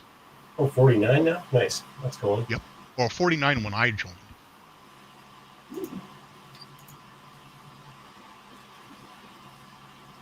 Your new channel's got more than my Junkyard does. Junkyard's at 21 at the moment. But I need to make more videos for it. Yeah. That's my That's own the fault. problem I'm having with this channel. It's 99% live streams. I think I've got 2 videos. So, yeah.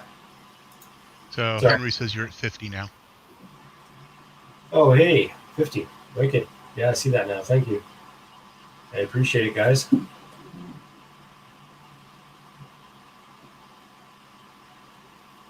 Well, yeah, Burning Gems was saying congratulations on me winning the CR10 Mini. And that should be here on Monday, according to FedEx. So once that's here, I'll be doing a stream on that, as well as be uploading some build videos on some of these droids, like this little baby droid. I have a video I'm working on where I show you how to put that thing together, all the parts. But yeah. Still working? Yes, Bill, I am the raccoon.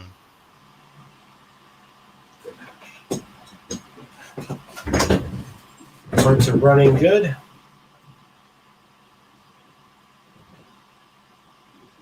Let's see here. How do we go back to...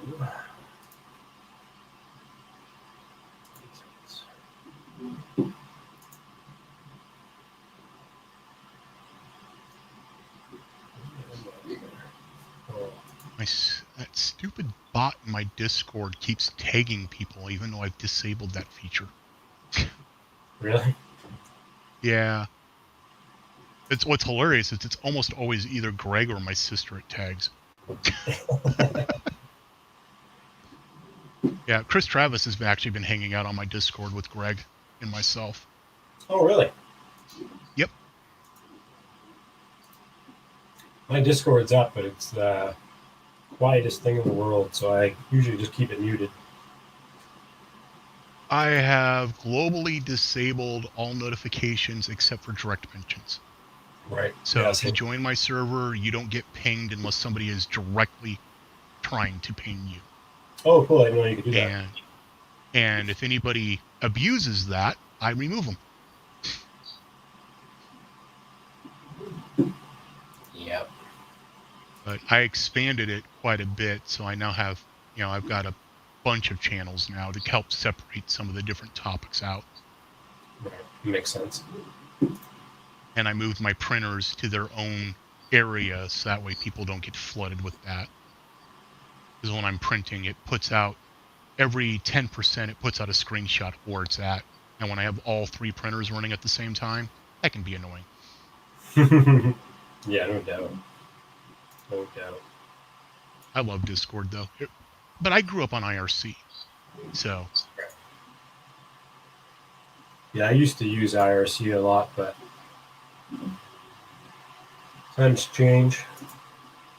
Met my wife on IRC. Oh, wow. Good old EFNet.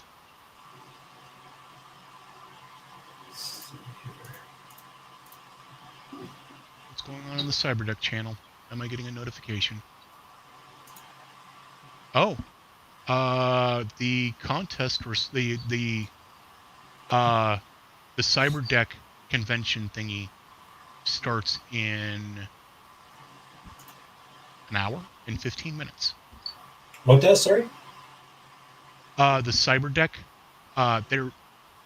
so Boot Disc and Blasto Supremo and them, they are doing some online Cyberdeck contest / convention today. Cool. I don't remember here. I think that might be underneath the announcements. Here we are. Yeah, VertCon. Cyberdeck Cafe Mix VertCon 2021 competition ends in an hour and 15 minutes. Okay. Yeah, throw the link up in the chat. Maybe we'll jump over there later. Trav Man, thanks for joining the Patreon. Or not Patreon, sorry, Discord. Trav Man. I guess that's Chris Travis. Yep. I'm already in your Discord. Yeah, I believe so. It's FPV the World Discord, only because it's where it started. But I might change the name in the future, but for now, it's probably just going to stay there. It's also linked towards my Facebook group called FPV the World, which you're a part of. Yep, which I posted a couple times in.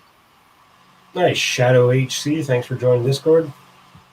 As you can see on the left-hand side, Gary T as well, thank you for joining. As you can see on the left side of the text channels, we've got General, Show and Tell, Help Me Build, even if it's droids or FPV, will help you, all that good stuff. You can post your videos, and then there's also a gaming. Every Friday nights, we do a gaming stream on the FPV channel. And, which is great if you're in the West Coast. 7 p.m. PST.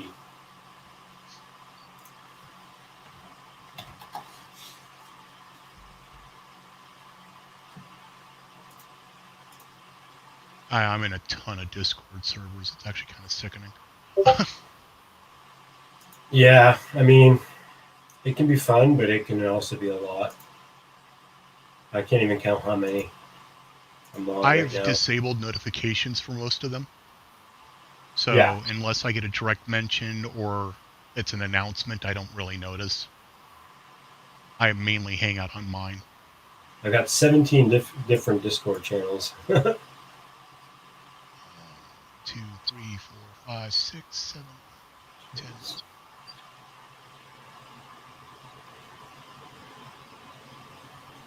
25 text. Well, the edge of text. Seven video and chat. Nice. Am I allowed to drop mine out here? Yeah, of course. Cool. I always ask. I don't like dropping things out there unless I ask. Right. It's respectable. Okay. My invite link expires in 7 days. So here you go, people. I do expiration links, so that way I can identify where people came from. Yeah.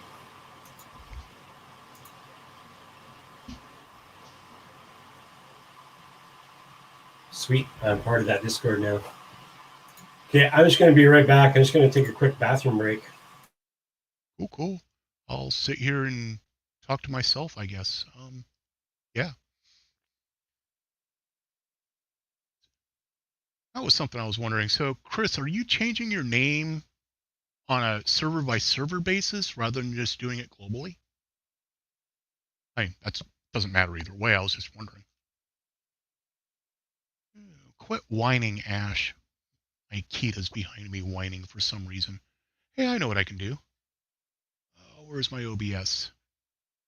There's my OBS. Let's go grab my background video link. There it is. Dinner's done in 19 minutes anyways. Browse. Oh. Wait for the hard drive to wake up.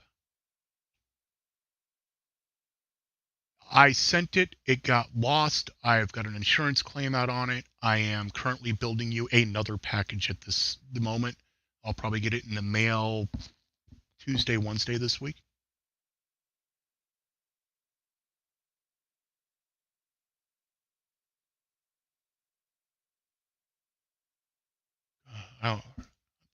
I just realized for once I cannot remember my ICQ number off the top of my head.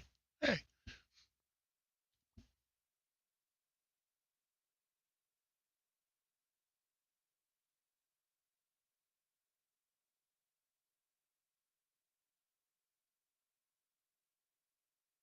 No, that's not the one I want. Let's go find the cows. Where's the one where I went and looked at cows?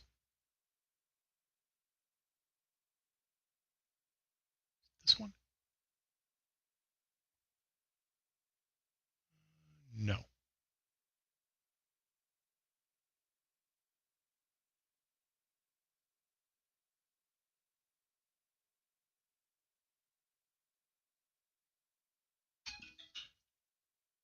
Ah, this is the one.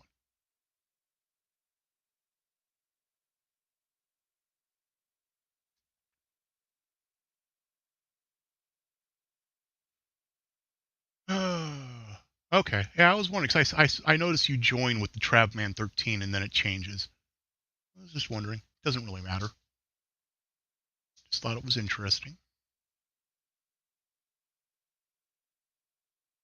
Cows.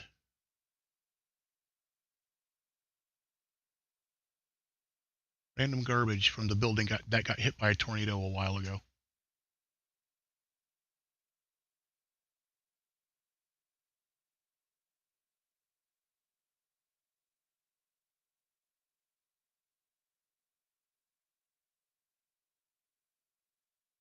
I was going to fly today, but it's too windy. 22-mile-an-hour gusts right now.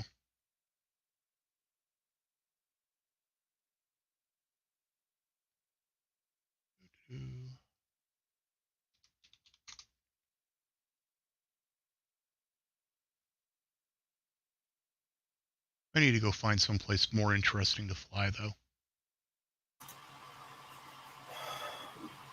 Yeah, you just gotta set up some gates. Hey, Bill. I have some gates, but I need to get more. Really what I need to do is I want to go find some bandos in my area, because out here in the middle of rural area. Oh, yeah. Yeah. Yeah, definitely need to do more sim time as well, because I want to practice doing power loops and gap shoots. Right. And then eventually I need to start working on my yaw spins. That would always be helpful. Gary, with the quad I am flying right now, the best range I've gotten, which was on a snow day, so I believe the reflections off the snow helped me. I got 3.8 miles. Or 3.2. Why do I keep saying? Because my original record was 1.8 miles. It's 3.2. 3.2 miles.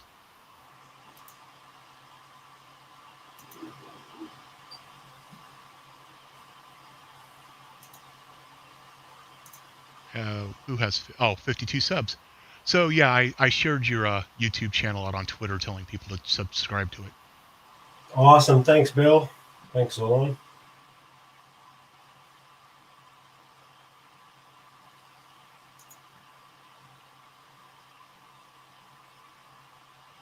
As somebody with 2 fairly new channels, I know what it's like.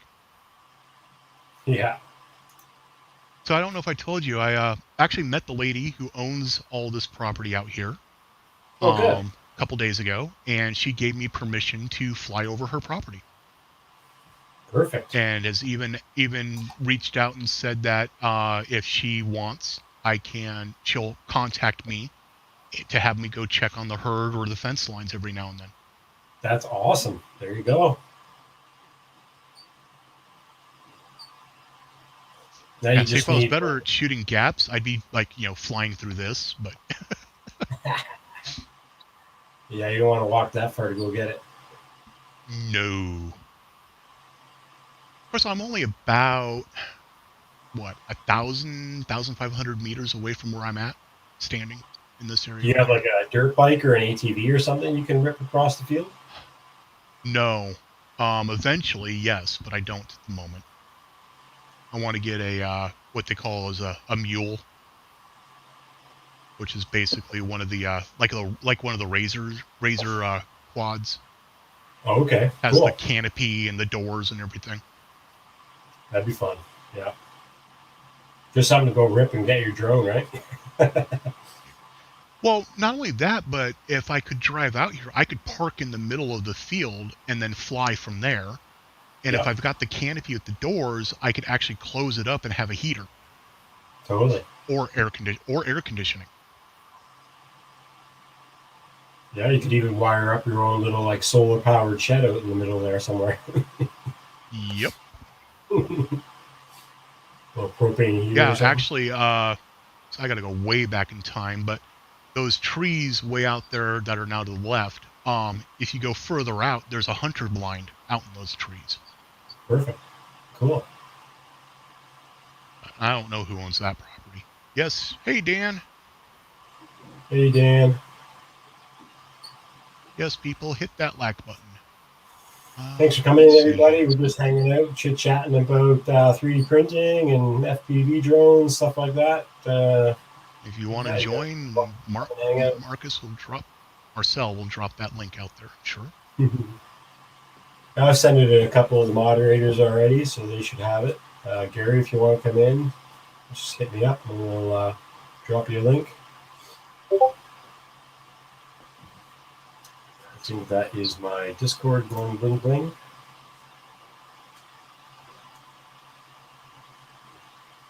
Yeah, it's amazing. This was just last week.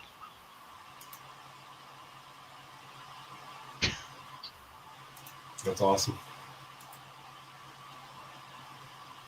Doggies.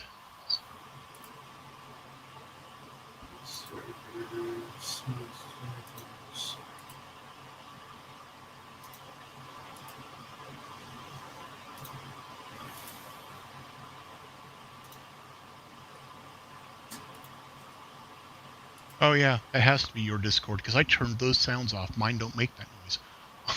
Yeah, I know it was mine.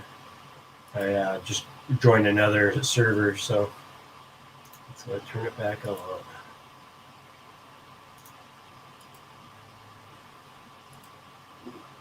There you go. Yeah, I need to go get that vaccine shot. Bill's wondering where you're located. I am in Vancouver, British Columbia. Right in the heart of Vancouver.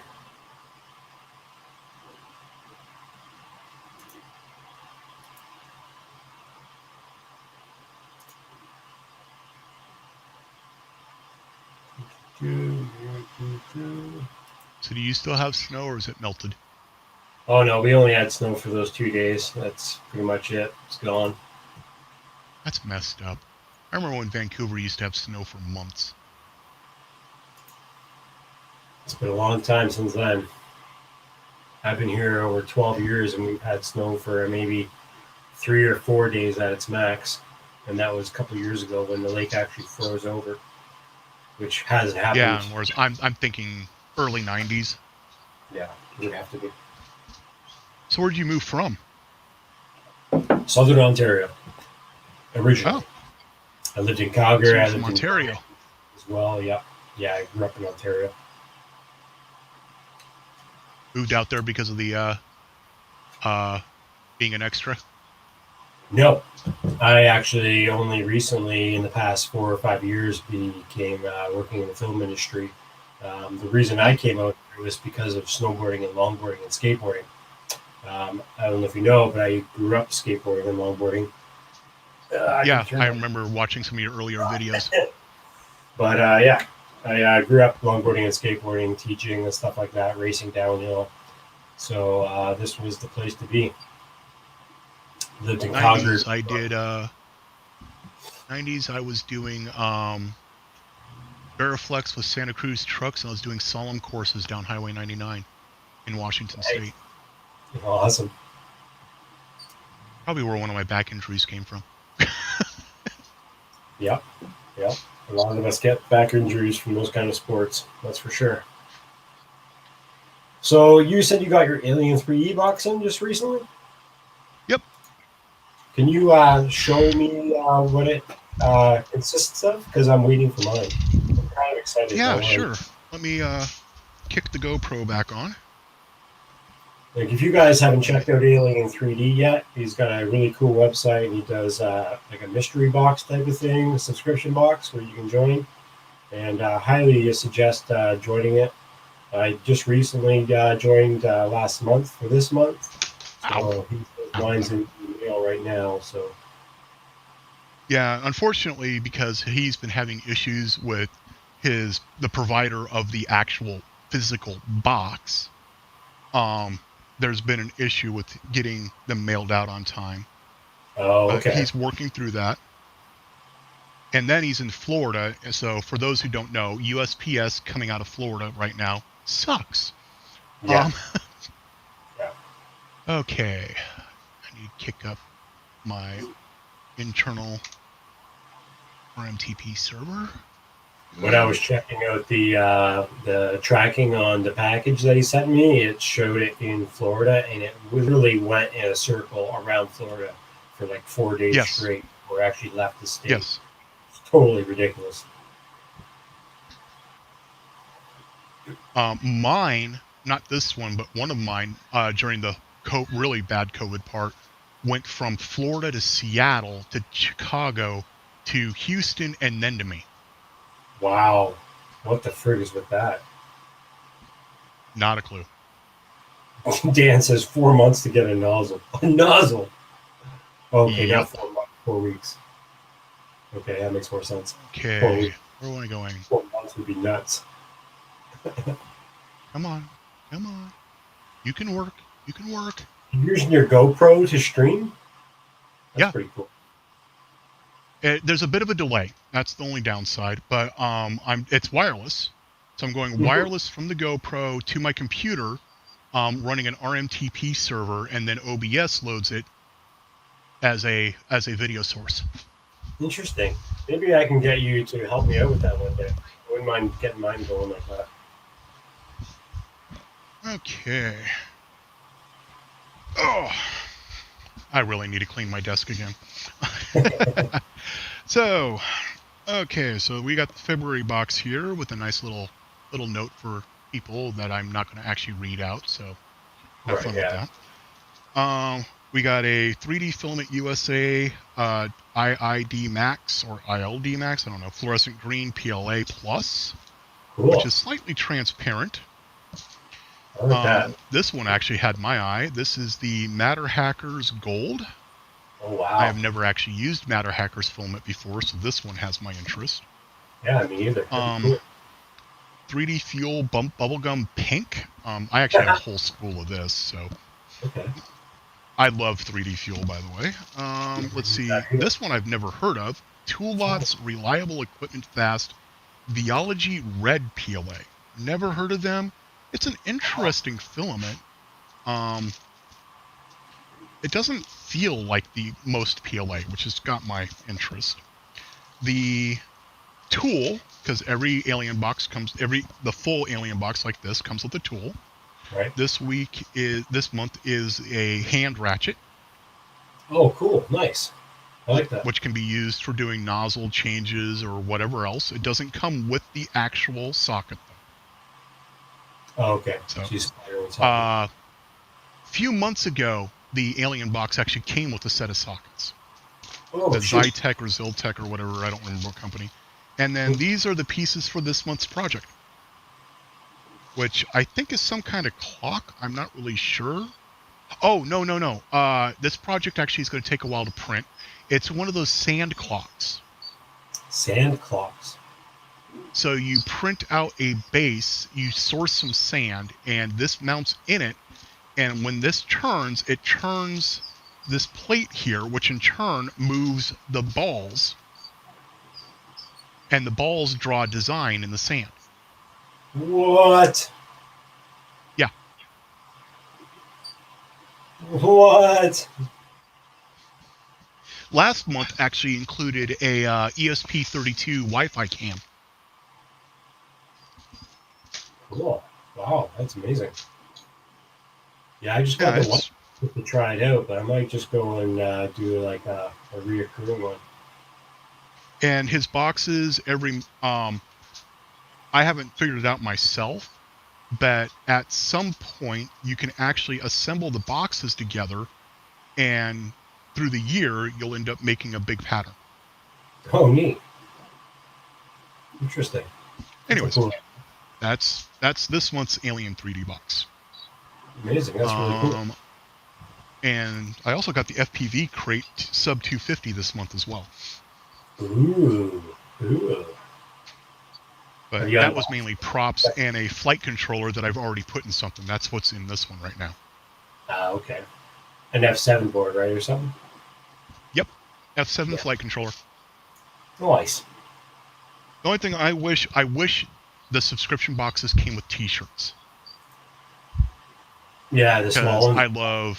I love the boxes that come with T-shirts. They're one of my favorites. Yeah, it's totally dope. I guess they would have to do like some kind of like a tank top, or they maybe even if they did like a rag or something, it would be kind of cool. Anyways, Anyway, well, Schwab, that's thanks the for box. coming. Cool, thank you for showing us. Yeah, not a problem. I see. Unfortunately, I normally, and I didn't get to it this time, so you were in luck. But I normally take the boxes apart and I throw the samples in one bin and the projects in another bin, and then if I ever get to the project, I get to it. So you asked at the perfect time because I still actually had it out. Perfect. Okay, and apparently my tripod for my GoPro is deciding it doesn't want to work.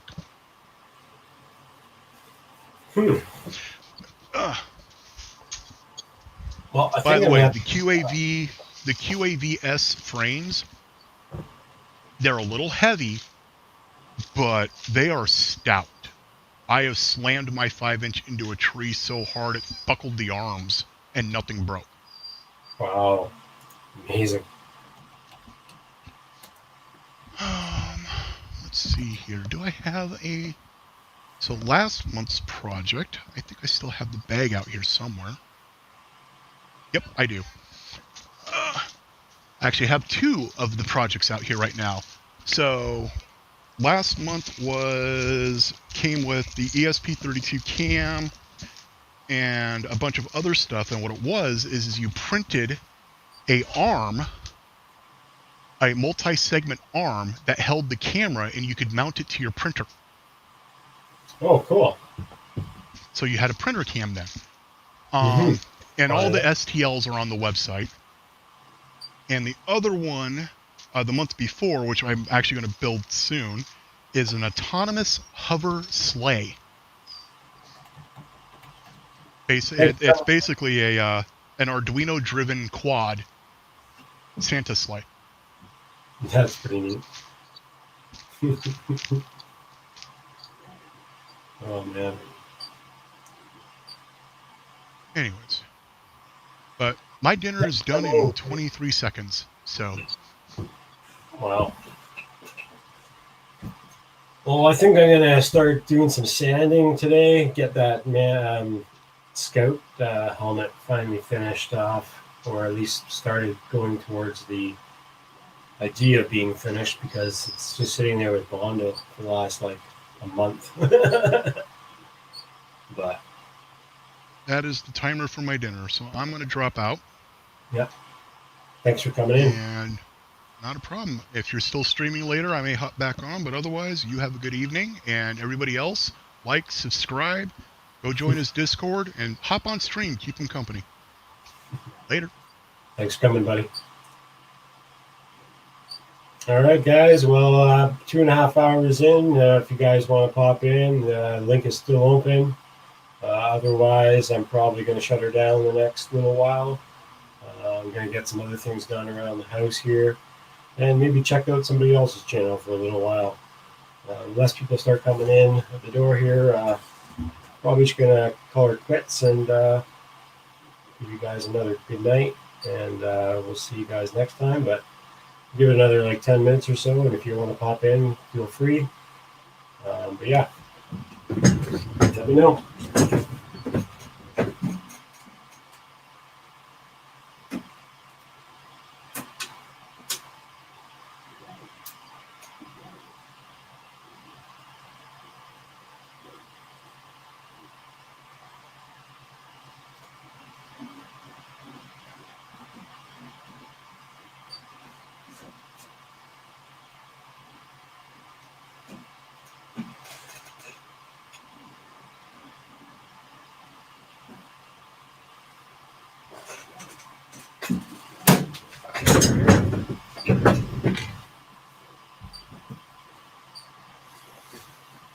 See you later, Bill. Thanks for coming in.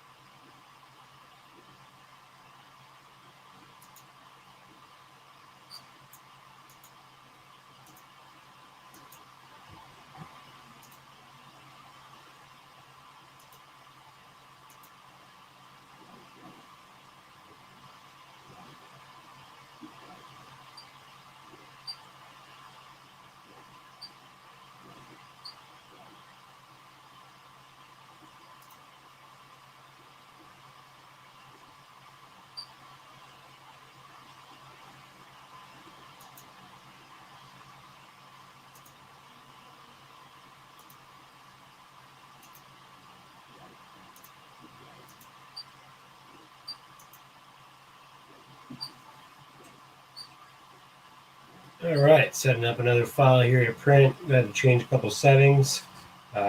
Using the PETG on the Adventurer 3, a little bit harder to run sometimes. Let's see here. Okay.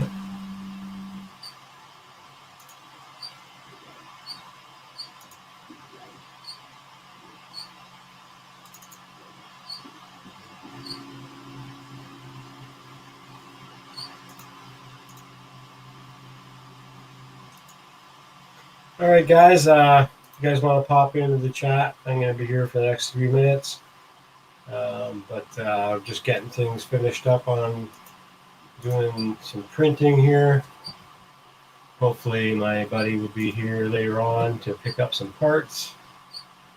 But otherwise, just hanging out. You guys want to pop in and say hello? You're more than welcome.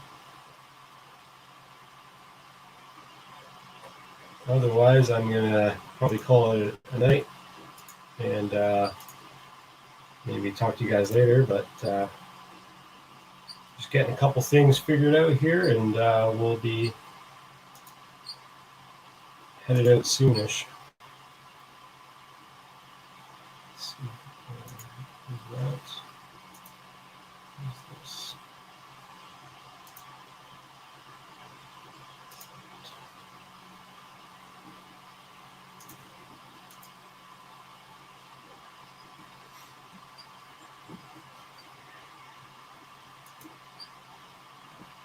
That one.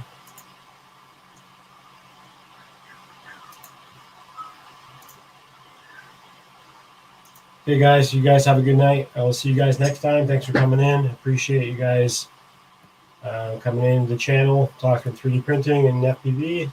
We'll see you guys next time. Check out the next videos that are coming out. One tomorrow and a live stream on Monday unboxing the CR10 Mini. So feel free to check that out. And again, thanks for coming in, everybody. I'll see you next time. Be safe.